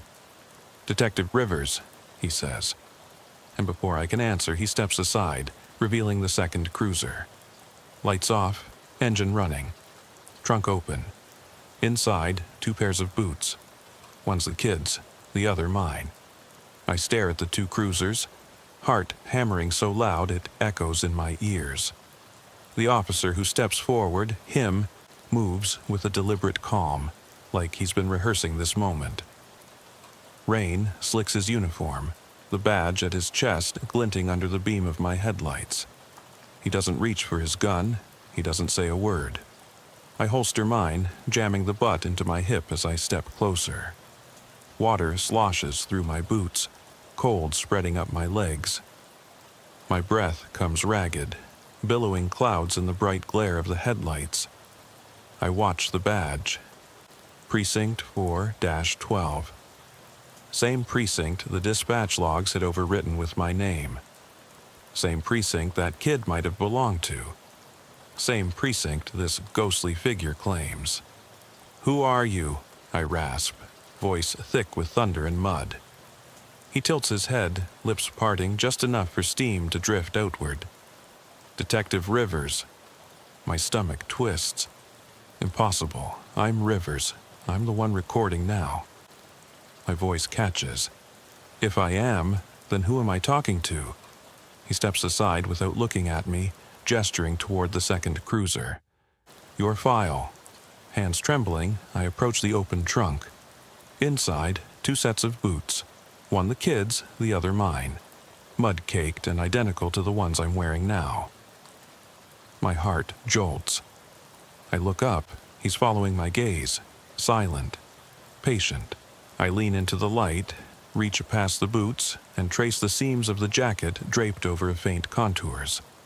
There's a shape pressed inside, a body, but not the kid's. Furrows of fabric where something heavy lies folded. My hand hovers, then plunges into the darkness. The instant my fingers brush cloth, the figure behind me clears his throat. I whirl, flashlight swinging in a tight arc, nothing but rain and shadows. I stare at my own hand, now clutching a soaked package. An old, leather-bound notebook, its cover mottled with mud and embossed with my name in fading gold leaf. Jack Rivers, confidential. I tear it open. Page 1. My own words. Words I never wrote. Lines of scrawled ink describing this very night, predicting every detail. Abandoned cruiser, the kid in cuffs, the Polaroid, my name on the dashboard. Paragraph after paragraph of case notes I never typed, confessions I never spoke.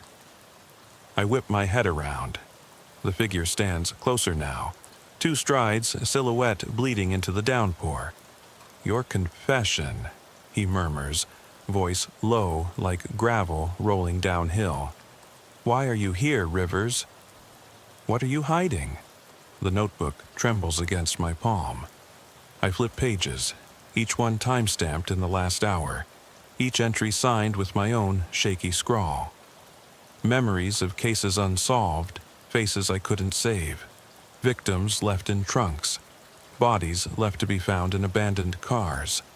The entry for tonight reads, I will find you, I will expose you, I will bury you in your own story. Underneath, a smudge of blood. My legs give way. I drop to one knee, rain hissing against the pages. The notebook slips, pages fluttering madly before settling. I glance up, the figure is gone. No footprints, no outline, no whisper beyond the rain. Just 2 cruisers, their trunks open like empty graves, boots waiting on the lip of the second. I scramble to my feet, heart slamming so hard I fear it'll burst. I back away, then stop. There, on the ground between the boots, lies the kid's Polaroid. Edges curled, face cracked. I kneel, pick it up. The cadet stands in front of me, eyes wide and pleading. Behind him, in the blurred background, stands me, Detective Rivers, handcuffed to a post under the streetlight in this very spot. His eyes lock with mine through the photo. Cold dread coils in my gut. My voice catches. What have I done? The rain roars. The swamp presses in closer, choking off the road. The cruiser's engines tick in the cooling air, lights still off. I slip the Polaroid into my coat, breath catching on the promise of lightning overhead. I look at the open notebooks in the first cruiser, pages strewn like corpses. Then at the trunks, at the boots, at the badge on the stranger's chest. I realize this night, this case, was never about a missing cadet. It was about me, the hunter becoming prey in my own hunt, trapped in a story I'm both author and victim of. And somewhere beyond the rain, beyond the static in my radio, the real Detective Rivers is waiting, cuffed to a signpost in the Everglades, exposed, alone, with nothing but his own secrets for company. I stand at the threshold, rain slicing my face, notebook and photo in hand. Every instinct screams to break radio silence, call for help, invert this nightmare. But the final entry in the notebook burns in my memory. No one comes for you, Rivers. The swamp is silent now, patient as ever. I turn off the headlights. Darkness smothers the cruisers. Rain blurs the road behind me. And as I step forward, the notebooks snap shut on their own. Trunks clang, and behind me I hear the soft click of a handcuffs locking. My reflection flickers in the puddle at my feet, distorted, broken. I wipe my face, rain and tears mingling, and whisper into the dark.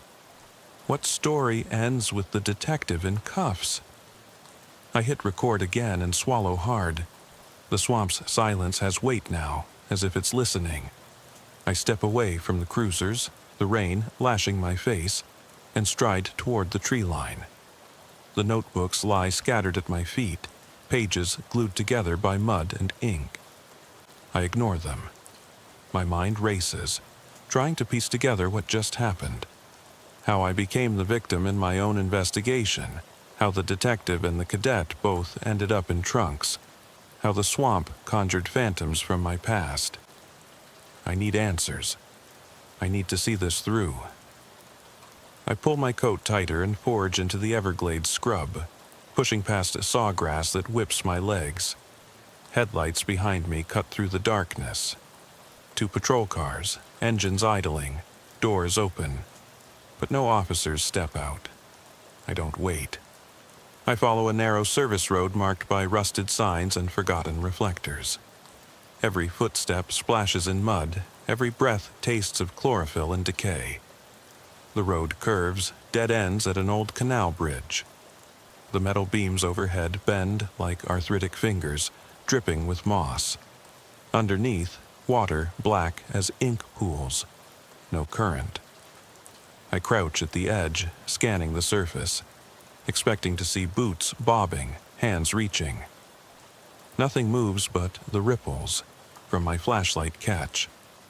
I shine the beam across the canal bank. Footprints pressed in the mud, leading away toward the trees. I stand and follow them, single prints that shift from boot sole to bare skin as they vanish into the brush. My pulse pounds. I strain to hear. Some animal rustling? A voice? The rain muffles everything. Then, just ahead, the prints end at a clearing under an ancient oak.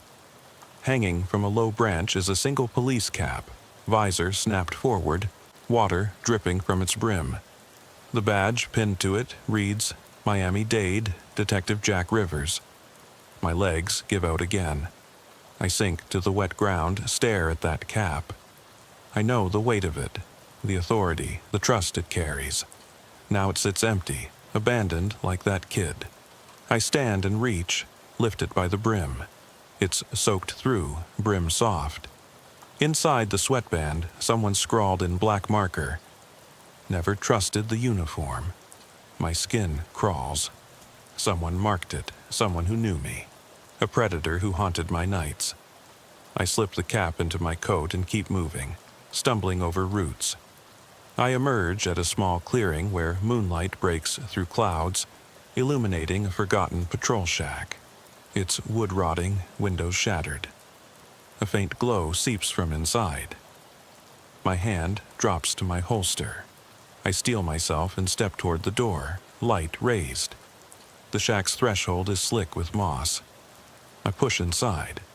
Floorboards sag, permit entry into gloom heavy with stale cigarette smoke. The beam catches on something pinned to the wall.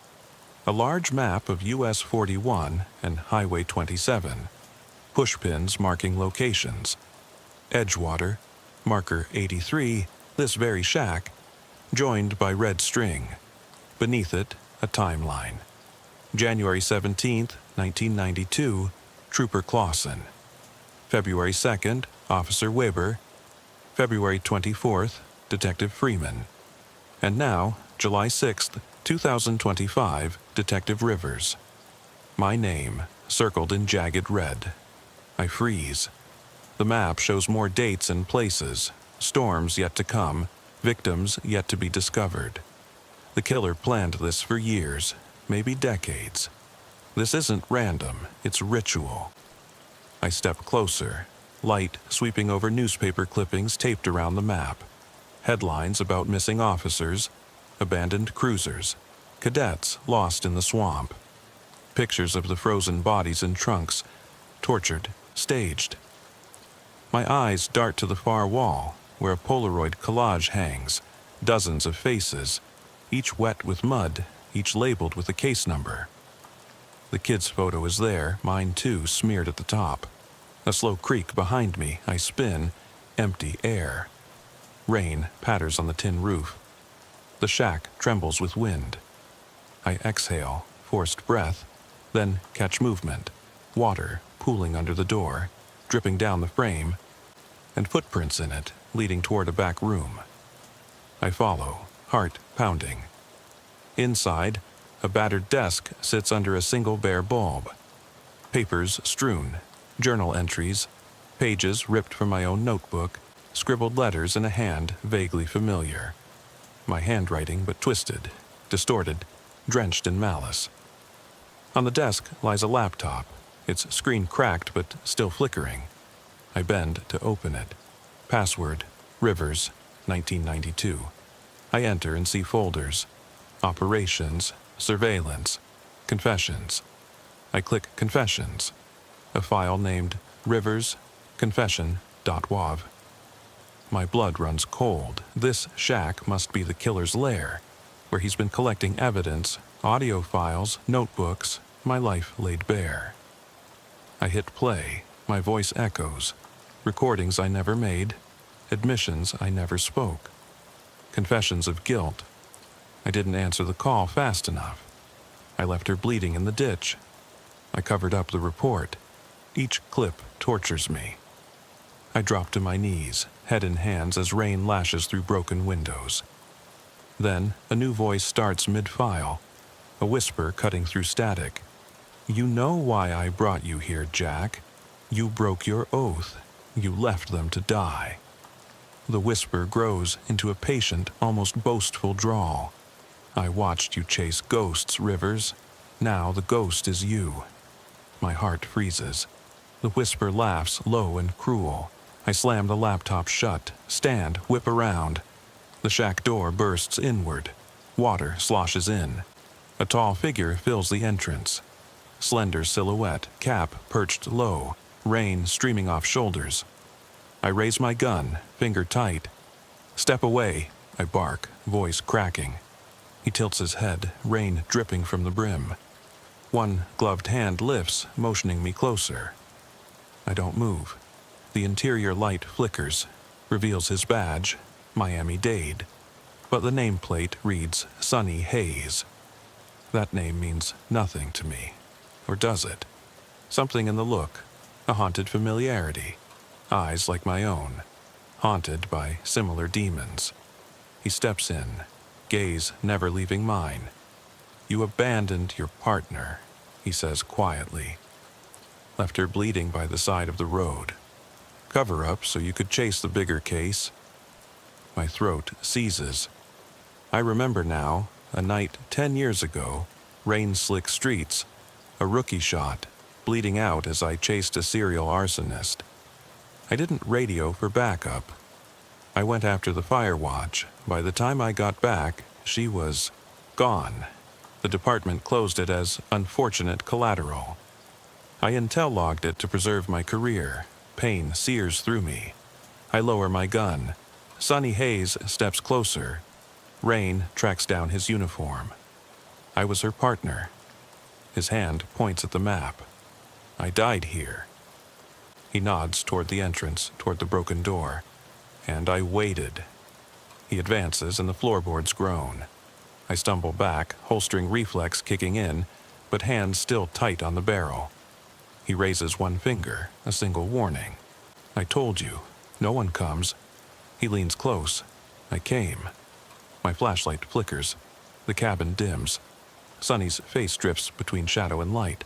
Cold, determined, unforgiving. Your secrets feed me, he says, and now I'll feed on you. He steps aside, revealing the back wall, another hatch hidden, a narrow crawl space beyond. Through it, night sky winks. Sunny nods toward it. Escape. Salvation or deeper torment? The map's strings lead there, past the canal, beneath the trees, to a rusted service tunnel I saw on the roadside sign, half buried by overgrowth. He gives one last nod. Follow your story home, Rivers. Then he turns, disappears into shadows. My heart races. I shut down the laptop, grab the notebooks, cap, photo, and head for the hatch. The soft click of handcuffs echoes from behind. I don't look back. I crawl through the narrow space, slick with moss, inch by inch, pulling myself on elbows until I break through roots into a ditch. I stand under dripping vines, chest heaving, mud clinging. Ahead, the road stretches, empty. Rain slicks the pavement like glass. No cruisers, no lights, no footprints. Just me, soaked and alone, clutching evidence of my guilt and the confession that I never made. I climb onto the road, balance on the yellow line, and look back toward the trees. The shack, hidden now, disappears in the rain. My boots sink in a puddle. I check my pockets, cap, notebook, photo, only remnants of this night. My phone buzzes. One bar of signal. A message from Edgewater Dispatch. Detective Rivers, we need you. Units found the other cruiser at marker 83. Bodies recovered. You're late. I pocket the phone. I step forward toward the horizon where streetlights waver in the storm. I walk without running, without looking back. Every drop of rain pounds into my bones, and I know the swamp has released me, for now, but the story remains unfinished. The final twist hasn't come, and there are still 3 more cases on that map. The night stretches endlessly, and I walk on, a detective bound by his own sins, following a trail only he can see, toward a confrontation that will decide whether he saves himself or becomes another ghost in the Everglades. The rain never let up. It drenched my coat, soaked through every layer until I felt it clinging to my skin like a second uniform, a reminder I could never shed. I walked under the black glaze of cypress trees, following the yellow line of the road toward the next pushpin on the map. Marker 42 on Highway A1A, the spot where an abandoned beachfront motel had surfaced in the killer's timeline years ago. That was my destination now, my next confession waiting in the dark. Each step sloshed in ankle-deep water. The night air tasted of salt and rot, of decaying seagrass and the metallic tang of blood I carried in my pockets. I kept my head low against the wind, listening for any anomaly beyond the drumming rain. Streetlights flickered in the distance, one by one, as if shuddering against what I was about to uncover. I pulled the brim of my cap down tighter, feeling the wet leather warp under my fingers, the scrawl on its band. Never trusted the uniform, smudged but ominous. A half-mile from the main road, the motel materialized through a curtain of rain. A low 2-story block of concrete, its pastel paint peeling, windows boarded or shattered. A flicker of neon buzzed in the entryway. Vacancy, though no vacancy sign would ever lure another soul here. I paused at the rusted, wrought iron arch marking the driveway, twisted into a grotesque welcome. Beneath it, the words Fitzgerald's Inn, though the letters were missing spokes, so half the name read GRALDSNN. That absence felt deliberate, like an invitation to fill in the blanks with dread. I approached the office door, battered wood warped from water. A single lamp inside cast a dull yellow glow through the gap. I knocked once. No answer. Then twice. My knuckles throbbed. I turned the handle. It gave. I stepped into a stale foyer thick with mold and memories. The receptionist's desk sat under the lamp, papers strewn like corpses across its surface. Registration cards, smeared with water and ink, stamped dates from March of 1989, 3 days before the first drunk victim in Minneapolis. Each card read the same name, Harper, Thomas, though the handwriting varied, as if penned by different hands in different states of mind. I lifted one card, traced my thumb over the wet script. The initials TH scratched twice next to my own name. JR. Next to that, a scrawl, last seen alive. I dropped it, heart tightening, and moved deeper. Behind the desk, a narrow hallway led toward the rooms. I flicked on my flashlight. The beam ricocheted off water pooling in tiles, revealing footprints, bare footprints, heading down the corridor. No boots this time. Something soft and human. I followed them, pausing outside room 7.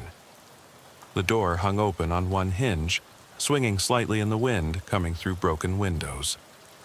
Inside was a kitchenette, chipped sink, rusted fridge door hanging ajar, mold crawling over the tiles like black veins. On the countertop, a Polaroid lay face down, edges curling. I hesitated. My finger itched over the pistol grip. Then I picked it up, flipped it. The picture showed me, staring out of this very kitchenette, cap in hand, mouth open as if I'd been shouting. Behind me stood the cadet, Phillips. No, I didn't know his name. But in the photo he did, a thin smile on his lips. Then another shape in the window reflection. The uniformed stranger, badge glinting. A breeze blew through the room, rattling the broken glass. The photo fluttered from my fingers and drifted to the floor. I whipped around, expecting someone there, someone waiting, but saw nothing but the cracked linoleum floor, mottled with dark stains. The footprints continued into the next room. I followed, each step weighted with dread. Room 8 was worse. A motel room turned shrine. Bed frame stripped of mattress. Iron springs sagging. On the floor, calendars fell from the wall, pages torn, dates circled, erased, redacted. Newspaper clippings tacked above, headlines about the Fitzgerald Inn murders, about the bodies found in trunks, about me, Detective Rivers, investigating abandoned cruisers. Someone had been here, obsessively documenting every detail of my life, my mistakes, my confession.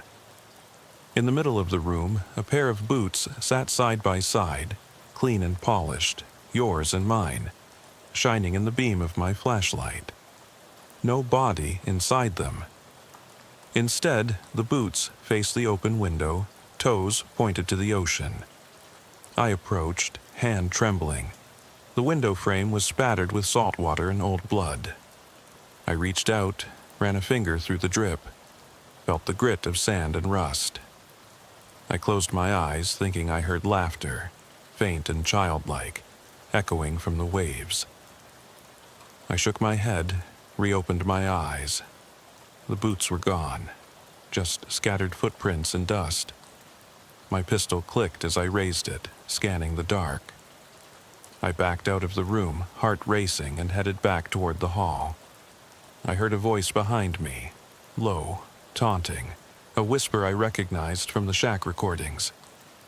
"You think you're safe in daylight, Rivers." I spun, flashlight arm extended. A silhouette stood there, small, hunched under the raincoat, face hidden. I saw the badge glint on his chest, Sonny Hayes or another ghost of my guilt. The figure stepped close, voice near my ear.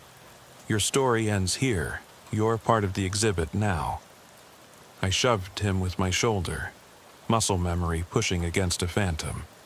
The wind caught me, threw me off balance, and I fell back into the hallway.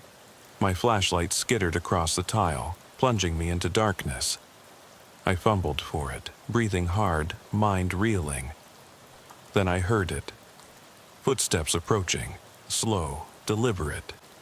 Not wet footprints, but boots on tile. Someone, or something, coming down the hall toward me. I clicked the flashlight back on. The hallway stretched empty, walls lined with peeling wallpaper. The footprints I followed were gone. In their place, a single line of red paint traced from the door of room 7 to the office. It dripped, fresh. I crouched and touched it. It was too thick for blood, too bright, yet it still stained my glove. Then the voice again, echoing softly behind me. "Turn around, Rivers." I stood, unable to move. The beam of my flashlight settled on the end of the hall. There, forming from the gloom, were dozens of Polaroids pinned to the walls. Portraits of victims, officers, cadets, each face smeared, each name crossed out, each date ticked forward in time. And at the center, my photo, arms raised as if surrendering, cap in hand, eyes wide with realization. Underneath, one word: next. My pulse hammered. I took one step backward, but the floor gave way, rot beneath the tile, waterlogged wood splintering. I stumbled, fell through a hole into darkness. Cold water rushed up to my knees, swirling around something sharp. I scrambled, hand hitting metal. An old suitcase, rusted locks intact. I hauled it free, pried it open. Inside lay my uniform, pressed and clean, folded with surgical precision. No mud, no blood. and atop it, a folded note in the cadet's handwriting. You weren't alone, Rivers. You never will be. A thunderclap shook the ceiling. The room lit in a white flash, revealing the boots of the stranger, standing above me. I looked up at badge shining at chest level. Miami-Dade, Sonny Hayes. He knelt, handed me the folded note. His eyes met mine, reflection of my own guilt. He whispered, "Read it." I opened the note with shaking hands. I failed her. You failed me. Now we both walk this road together.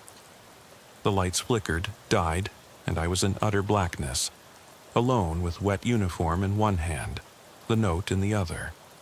The suitcase lid clanged closed above me. Somewhere, the neon vacancy sign buzzed back to life, casting an unsteady pink glow through the boarded windows. And in that pulsing light I felt the corridor behind me shift, the walls breathing, the motel itself turning to watch. I pressed my back against the soggy suitcase, note pressed to my chest, and whispered to the rain, "Who am I saving now?" My lungs burn as I claw my way out of the slick hole, suitcase and note slipping from my grasp to clatter against the motel's rotten wood. I emerge into the dim corridor, water streaming from my coat, the neon pink glow of the vacancy sign pulsing through shattered windows.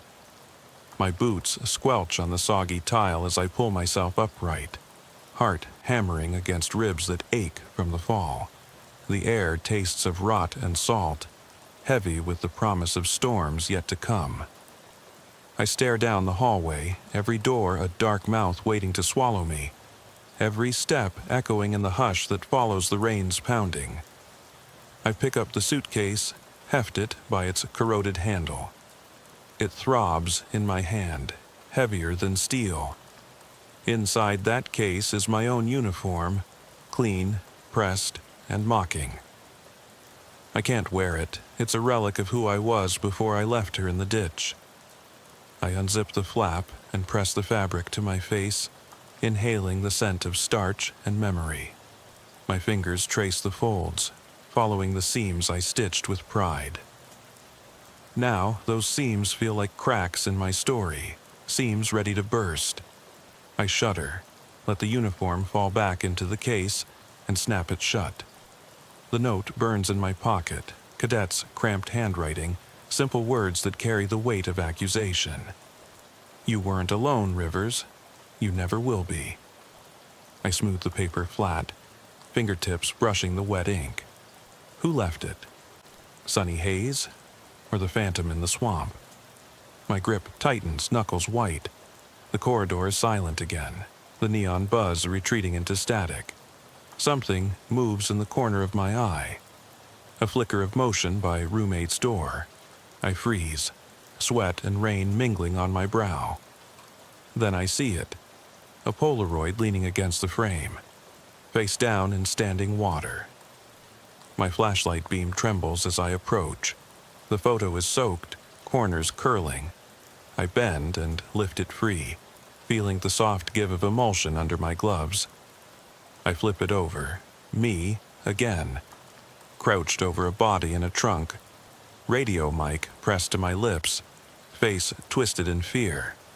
Only now the body is mine, pinned beneath a tarp in some backlot. My own boots stick out, tips pointing to the sky. My heart skips. I look around. The hallway seems to lean inward. Walls closing as if the motel itself wants me to stare. I tuck the photo into my breast pocket, need to keep it close to calm the tremors in my chest.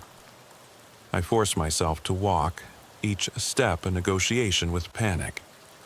The end of the hall slopes down toward the office, the desk where registration cards lay like wet paper corpses. I pass the string map, pins untouched since I left it. They glitter in the neon's ghostlight, each one a marker of death. I run a finger along the string from marker 83 to 42, then beyond to the next pushpin, marker 26, the abandoned gas station on Highway 27. That's my next stop. I know it, feel it in my bones. The killer's pattern demands it. My radio crackles to life. Static at first, then dispatch. Detective Rivers, status? The voice is clipped, professional, unaware that I'm soaked to the skin, carrying evidence of my own guilt. I hover the button on the mic, stare at it. If I answer, they'll send units to the motel to find a detective who vanished into the swamp. If I stay silent, I risk being cut off from help I need. My finger hovers. I let the radio die back into silence. I step into the office, suitcase dangling at my side. The lamp overhead buzzes, its shade wobbling on a crooked pivot. I flip it off, plunging the room into grim half-light. Desk drawers gape open, papers strewn like victims. On the wall behind, bulletin boards are littered with more Polaroids, officers I once worked with, suspects I interrogated, witnesses I lost track of. Every face is scratched out, name erased in thick black marker. Only one remains unmarked, mine, pinned dead center. I move to the board, and as I raise my hand, the lamp snaps back on, a white flash that stuns me blind. The suitcase thumps against the desk. When my vision clears, the board is different. The pins have shifted. My photo is now at the edge, next to an empty spot with no pushpin, just a dirty scrap of paper reading J5, and below that, scrawled in red, final exhibit. My breath catches. J5. 5 officers killed, 1 cadet, and me, number 6, final exhibit. The board seems to pulse, as if alive, hungering for one last victim. I step back, suitcase thumping. I climb onto the desk, sweat and rain slick beneath me, and grab the board's frame. I yank it from the wall. The screws scream as they twist free. I hold it shaky, pins dangling, photos swaying. I slam it onto the desk.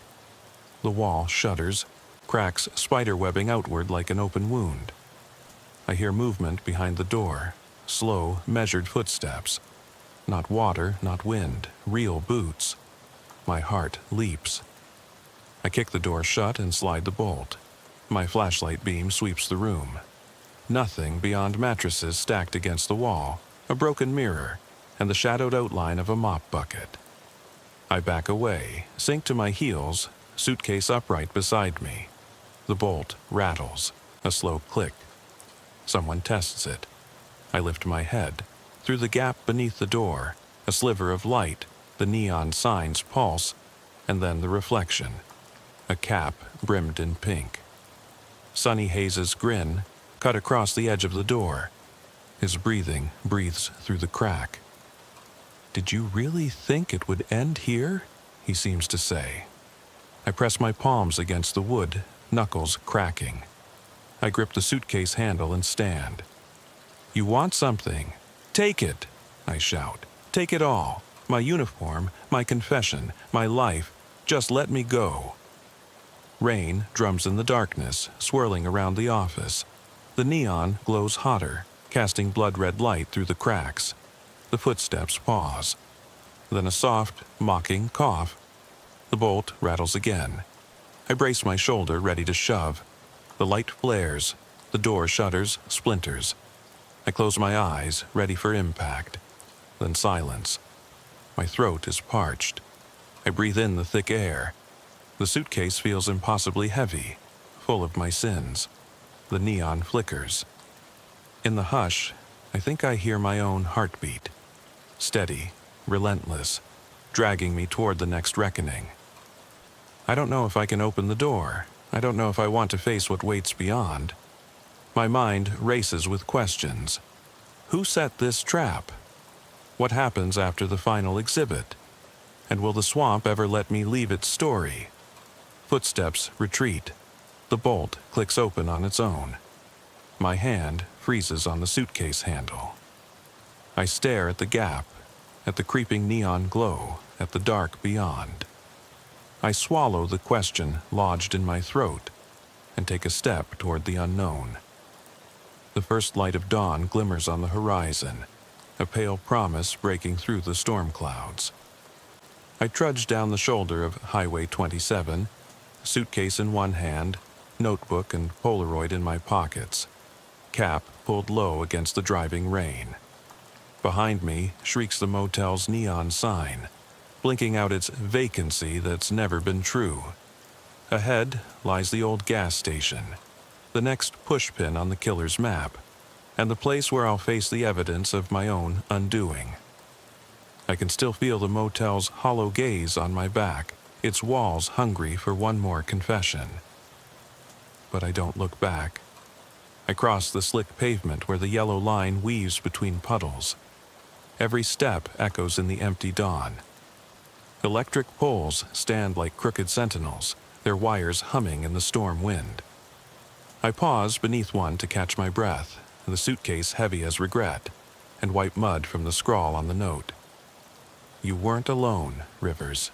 You never will be. Those words burn like a brand. I glance at the Polaroid in my pocket, me kneeling over my own body in a trunk.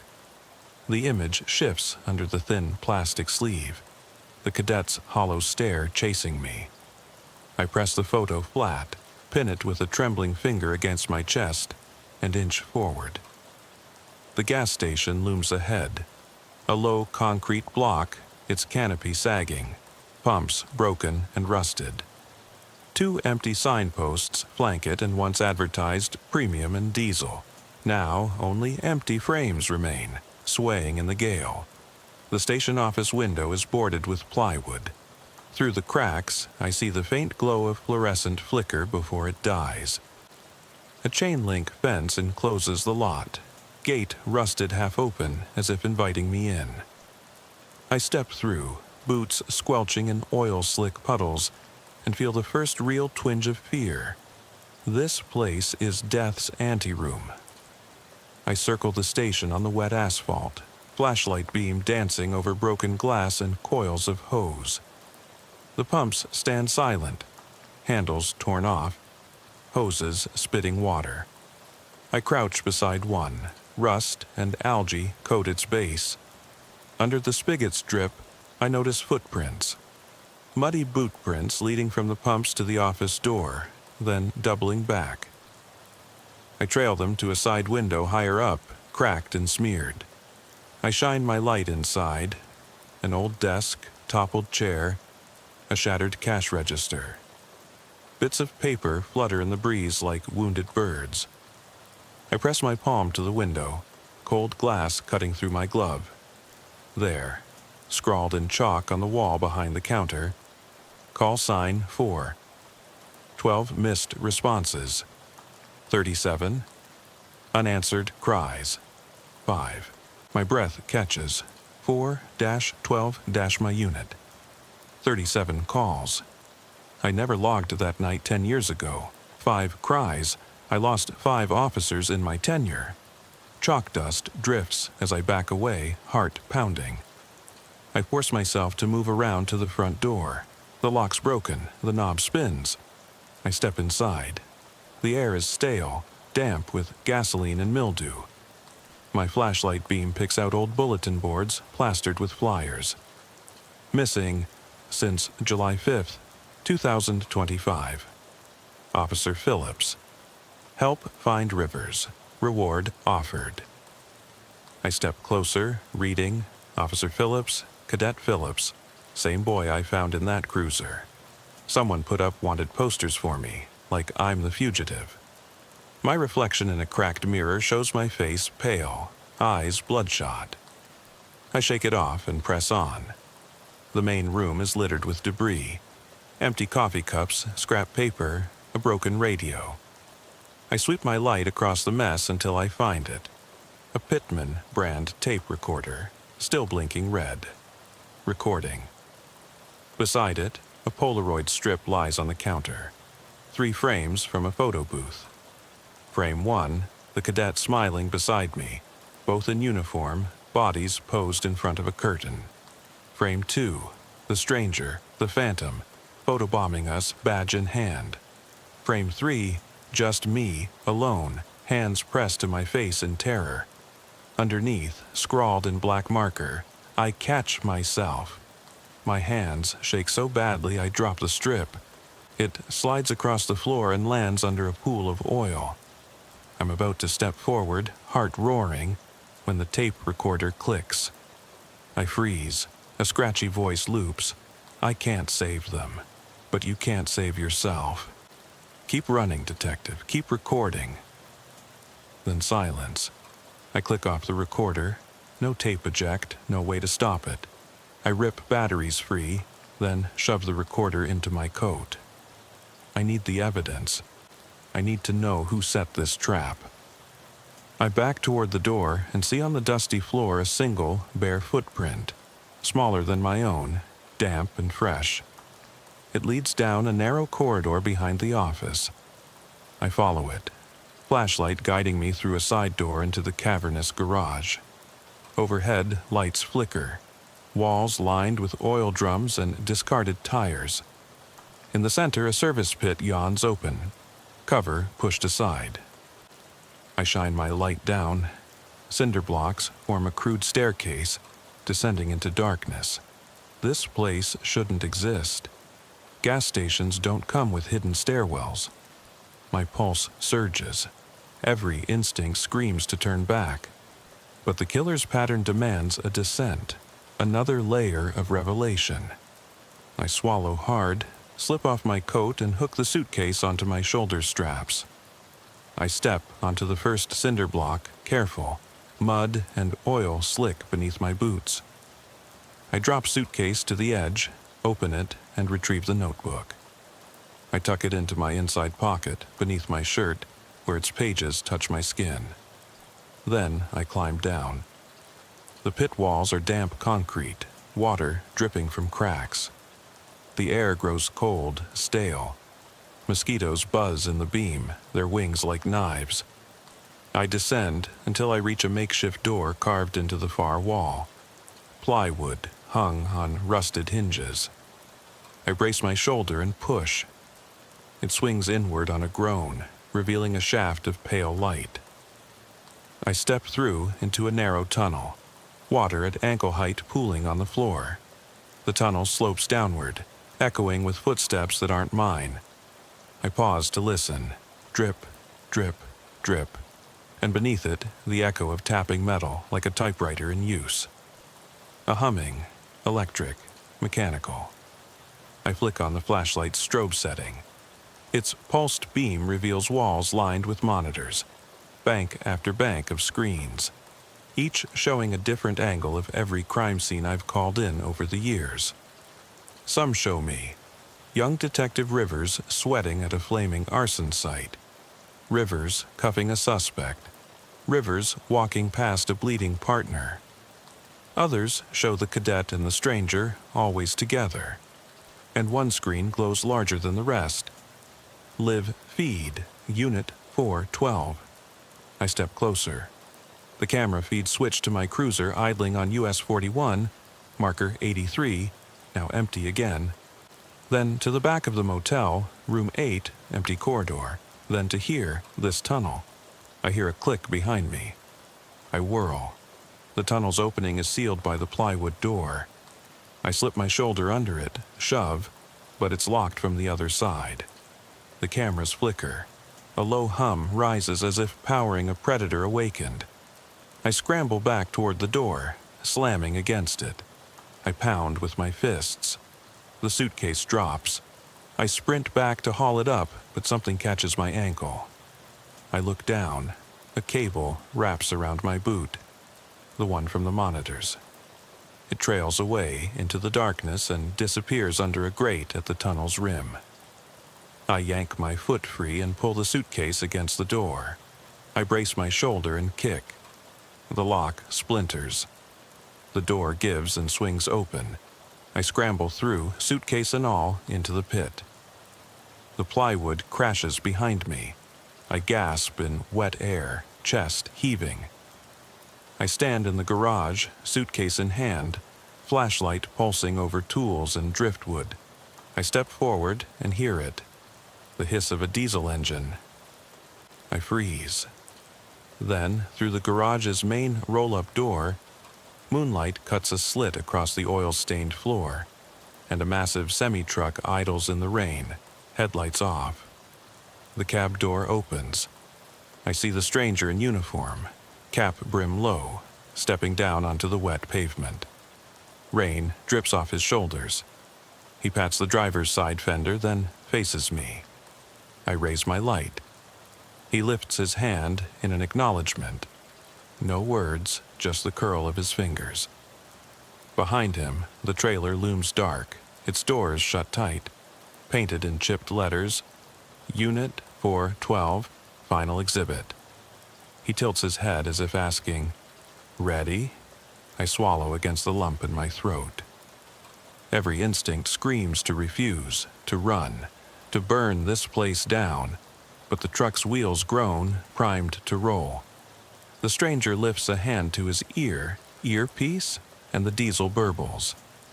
I take a single step forward, suitcase swinging. Rain hammers the cab, sluicing down the metal. I can't see his face, but I know the badge pinned there.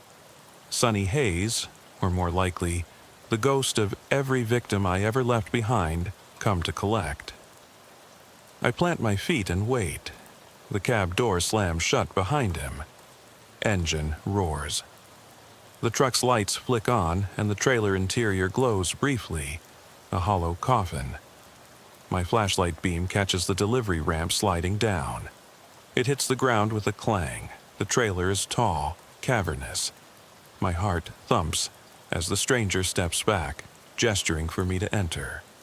I glance at the highway, empty save for me. I glance at the motel across the lot, neon pulsing. There's no turning back. The truck's engine idles, hungering. I grip the suitcase handle, chest tight, and exhale. The rain drums around me like applause for a condemned man. I step onto the ramp. Every slosh of my boots echoes in the empty trailer. At the far end, taillights glow red, a lone pushpin on a board no one else sees. I pause at the threshold. Behind me, the gas station waits, custodian of forgotten sins. Ahead, the final chamber, where the killer archives his trophies and authors the last confession. I lift my suitcase. With the last of my strength, I hand it to the stranger, who catches it in gloved hands. I step fully inside. The ramp rises, sealing me in darkness broken only by the red exit signs overhead. The semi-trailer rolls forward, tires cutting through flooded blacktop. The headlights vanish into the storm, taking me away from the world I knew and toward the truth that awaits in the final section of this confession.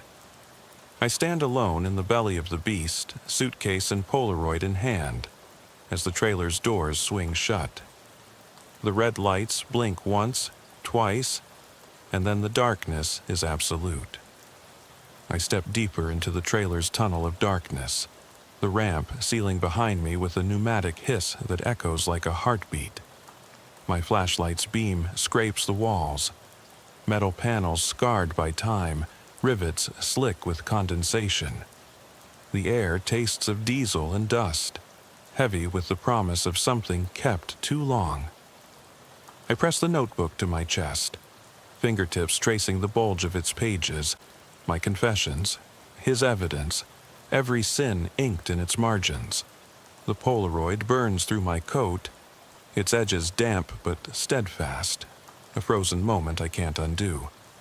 My boots clack against the riveted floor as I follow the stranger, cap brim low, shoulders broad in the uniform, past rows of stacked crates. Each crate bears a label, case numbers, dates, locations. I read one aloud, voice trembling. I-80 Blizzard, Meyer, January 17th, 1992.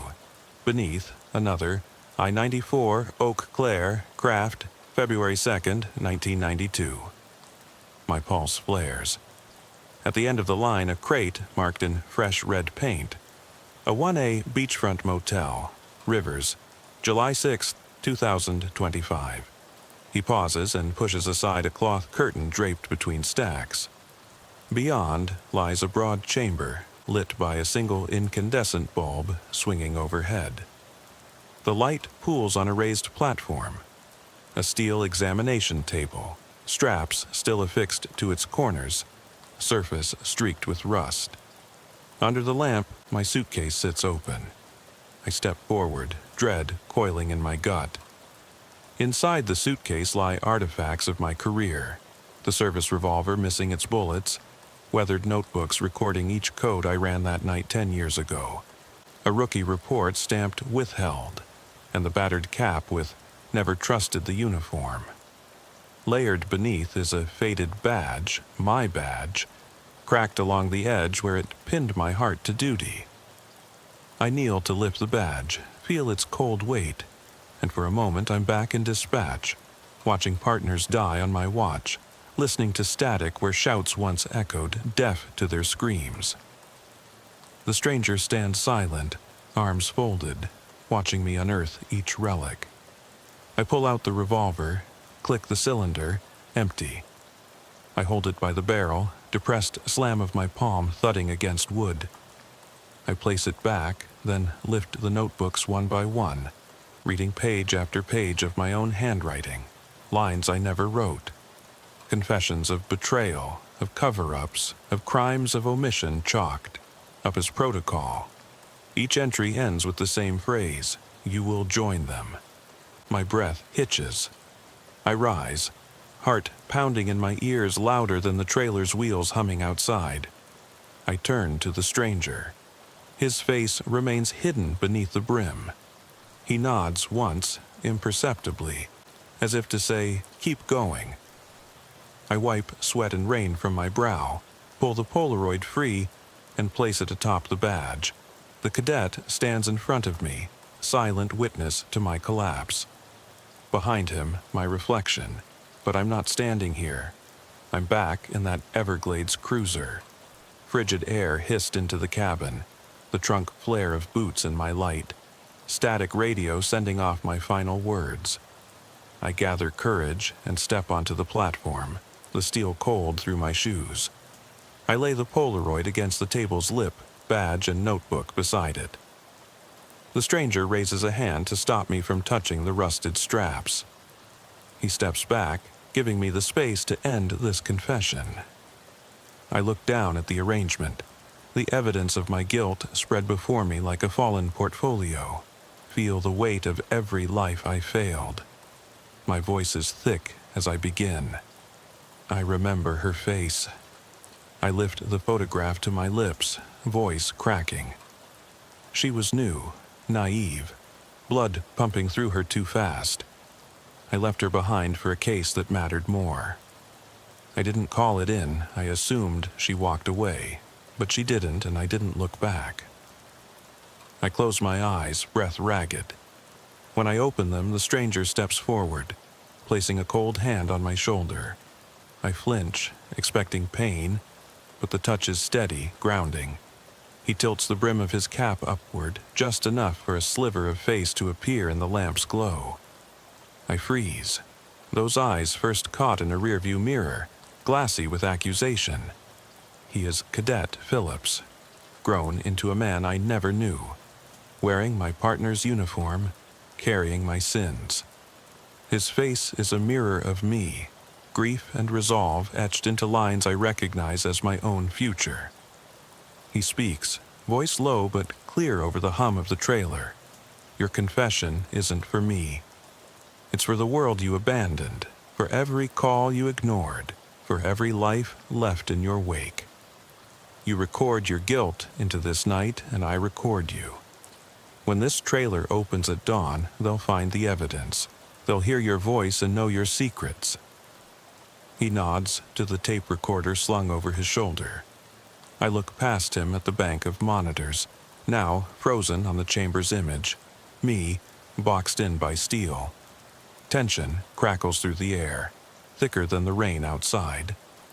I swallow once, dry as bone, and step back from the platform. My reflection in the dark glass of the monitors wavers. A man stripped of his badge, a detective turned exhibit. I slip from the stage, hands at my sides, heart pounding like a final alarm. The stranger moves aside. I want to speak, to plead, but no words come. Instead, I take one last glance at the table. The Polaroid, the badge, the notebook, the revolt of my sins displayed under a single bulb. The trailer's wheels slow. Outside, water sluices along the rain gutters. The stranger approaches the door control panel, a simple flip of a switch, and the red exit lights fade. He lays a palm on the door release. Behind me, the monitors flicker. One by one, they go dark until only the live feed remains, aimed at the closed trailer door. I step forward into the hush, flashlight shaking in my grip. The stranger's silhouette looms behind me, a silent guardian or jailer. He nods once, then signals me ahead. I hesitate at the open door, heart lodged in my throat. Beyond lies the dawn, the world waiting to judge me, waiting for the red light to flash on their screens, for the tape to spin into their ears. I turn my head, catch the stranger's cap brim in the blue glow of the sky. His face is gone, just an empty brim, a badge glinting in the gloom. I feel his presence in the metal under my fingers, in the damp floor beneath my boots. I take a breath that tastes of salt and tar, clutch the notebook like a lifeline, and step through the threshold. The trailer doors begin to close behind me, engines rumbling back to life. The stranger's voice reverberates in the metal corridor. Finish it, Rivers. I walk into the dawn, suitcase in hand, heart unmoored but determined. The trailer door slams shut with a final echo that reverberates in my chest. The diesel hum fades into the distance. I'm alone again on the highway, sweat cooling on my skin, suitcase heavy with truth. The world is waking. Dispatch will call, cameras will flash, histories will rewrite themselves. But before I speak to anyone, I pause under the pale morning sky, open the notebook, and whisper into its empty pages, into the hush where rain still falls. What if the confession never ends? I step out of the trailer and into the pale wash of dawn that glows like sweat on wet pavement. The semi-truck recedes behind me, its engine's heartbeat fading into the distance. In my hand, the notebook trembles, the pages swollen with rain and ink. Each word a confession that no plea can erase. I check the Polaroid once more. The cadet's eyes still bore into me, accusing, unblinking. I tuck the photograph into the notebook and zip it closed, sealing the evidence of my sins inside the binding. Ahead, the abandoned gas station's pumps stand like gravestones in the growing light. I cross the lot with slow, measured steps. Water from last night's storm hushes underfoot as I approach the cracked office door. I don't enter. The trail ends here. I raise my hand to my chest, press fingertips against the badge I once wore with pride. It's bent where I dropped it on that steel table, rubbed raw by guilt. I lift it to the morning sky. The metal glints once, then fades, swallowed by the gray light. I've walked this road since midnight, from one crime scene to the next, carrying shards of truth like sacrificial offerings. The swamp, the motel, the trailer, they were all theaters of my undoing, each staged to force me to watch my own collapse. I was the hunter, tracking a killer who hid in plain sight, but every step revealed that the real monster was me, the detective who chose cases over comrades, ambition over humanity. I look down the highway, no cruisers, no flashing lights, only the endless ribbon of asphalt winding into the sunrise. Somewhere ahead, dispatch will notice my radio silent. They'll send units to the motel, to this gas station, to the coordinates where I vanished. When they find this notebook and the Polaroid, they'll hear my voice leaking from the tape recorder, raw, ragged, unguarded. They'll learn the truth, that I was both protector and predator, that I abandoned more lives than the killer ever claimed. A lone car appears on the horizon, headlights wavering like a pierside beacon. I wait. It slows as it nears, pulls over, and the window lowers with a mechanical whir.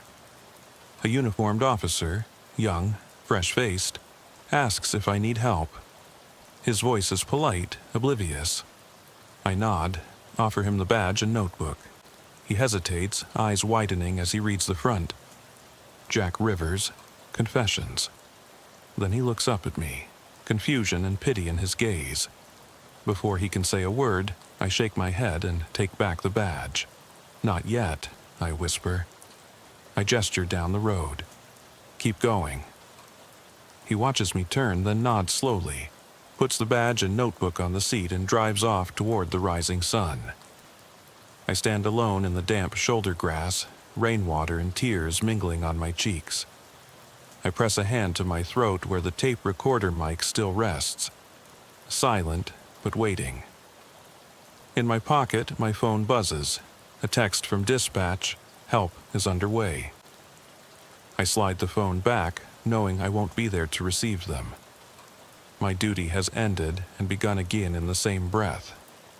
I take a step onto the asphalt, suitcase in hand, raincoat whipping in the dawn breeze. Every foot forward carries the weight of every life I saved and every one I failed to save.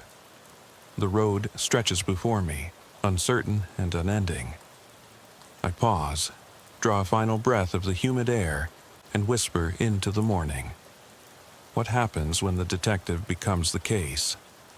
I keep walking, the suitcase's weight a constant reminder against my ribs, proof of the journey I've endured, the revelations I can't unhear. The road ahead gleams with the dawn's first light, slick with runoff from last night's storm. My boots press into the yellow line, that thin strip of paint guiding me through the haze, and every footfall echoes the confessions I've carried, the cadet's Polaroid stashed in my coat, the badge folded in the suitcase, the notebook crammed with my own sins. The horizon burns with a pale fire, a patient witness to my collapse and the world it will expose. I pull the collar of my raincoat tighter. Gone is the practicality of a detective's uniform, replaced by the heavy fabric that now shields me from judgment, but also from salvation. The wind whips scraps of paper from the battered motel sign behind me, fluttering like wounded birds, and I watch them dance before dissolving in the distance. Each scrap might carry my name, a date, a smear of ink from pages I never meant to publish. The world will find them. I pass a low-rise apartment complex whose windows catch the dawn, revealing families stirring to life. Laughter, arguments, the mundane symphony of morning routines. I wonder if they'll hear my name on the radio, see my face on the evening news. Will they understand that I, Detective Jack Rivers, was once their protector before I became the terror I hunted? Or will they simply another headline? Detective found dead in trunk. Suspicious circumstances? I glance at the Polaroid in my pocket. The cadet's face still stares back, eyes dark as oil. I slide a finger across its surface, feeling the slight give of emulsion, as though he's breathing behind the plastic. Somewhere in that frozen moment, he and I are bound by an unbreakable chain. I footage his guilt, he framed my downfall. I fold the photo and place it against my heart, where a tingling warmth betrays the numbness around it. The highway rises on a gentle incline, trees on either side receding to reveal a guardrail. Beyond it, the Everglades sprawl cradle-like, shallow pools reflecting the morning sky. The swamp is silent now, its horrors tucked away like secrets in a coffin. I stop at the guardrail, lean my elbows on cold metal, and peer into the water. Reflected back are branches, clouds, and, if I look hard, a flicker of movement beneath the surface. A distorted face? Or merely ripples of memory, conjured by the twin obsessions of guilt and fear? I exhale, clouding the air. My reflection shimmers between the trees. A man unmade by his own profession, unmoored from every principle he once held sacred. I retrieve the notebook and flip it open where the final pages are smudged unreadable. The words blur, but I know they say, "I failed them. I failed you. Now you must bear the weight of our endings." I tuck the notebook into my inner pocket, where its spine presses into my heart. Ahead, a crossroad. A stop sign, half buried in overgrown grass, points one arrow toward a sleepy township where life is normal, and another toward a service road that veers back into the wild unknown. That service road is where the killer's trail began for me, and where it now forks away. I face it for a moment, tempted to follow, to unearth every crate, every monitor, every piece of evidence still buried in shadows. But I know the killer's final exhibition is complete. Me. He doesn't need me to return. He made me his final masterpiece. A car passes behind me, a lone sedan heading toward the township. The engine's hum fades as it rounds a bend. I step onto the road, suitcase in hand, and wait. The driver slows, window lowering to reveal a middle-aged woman with concern lined on her face. "Are you okay, officer?" she asks. I hesitate. I am no longer officer, nor am I entirely unmade. My voice croaks. "Just heading home."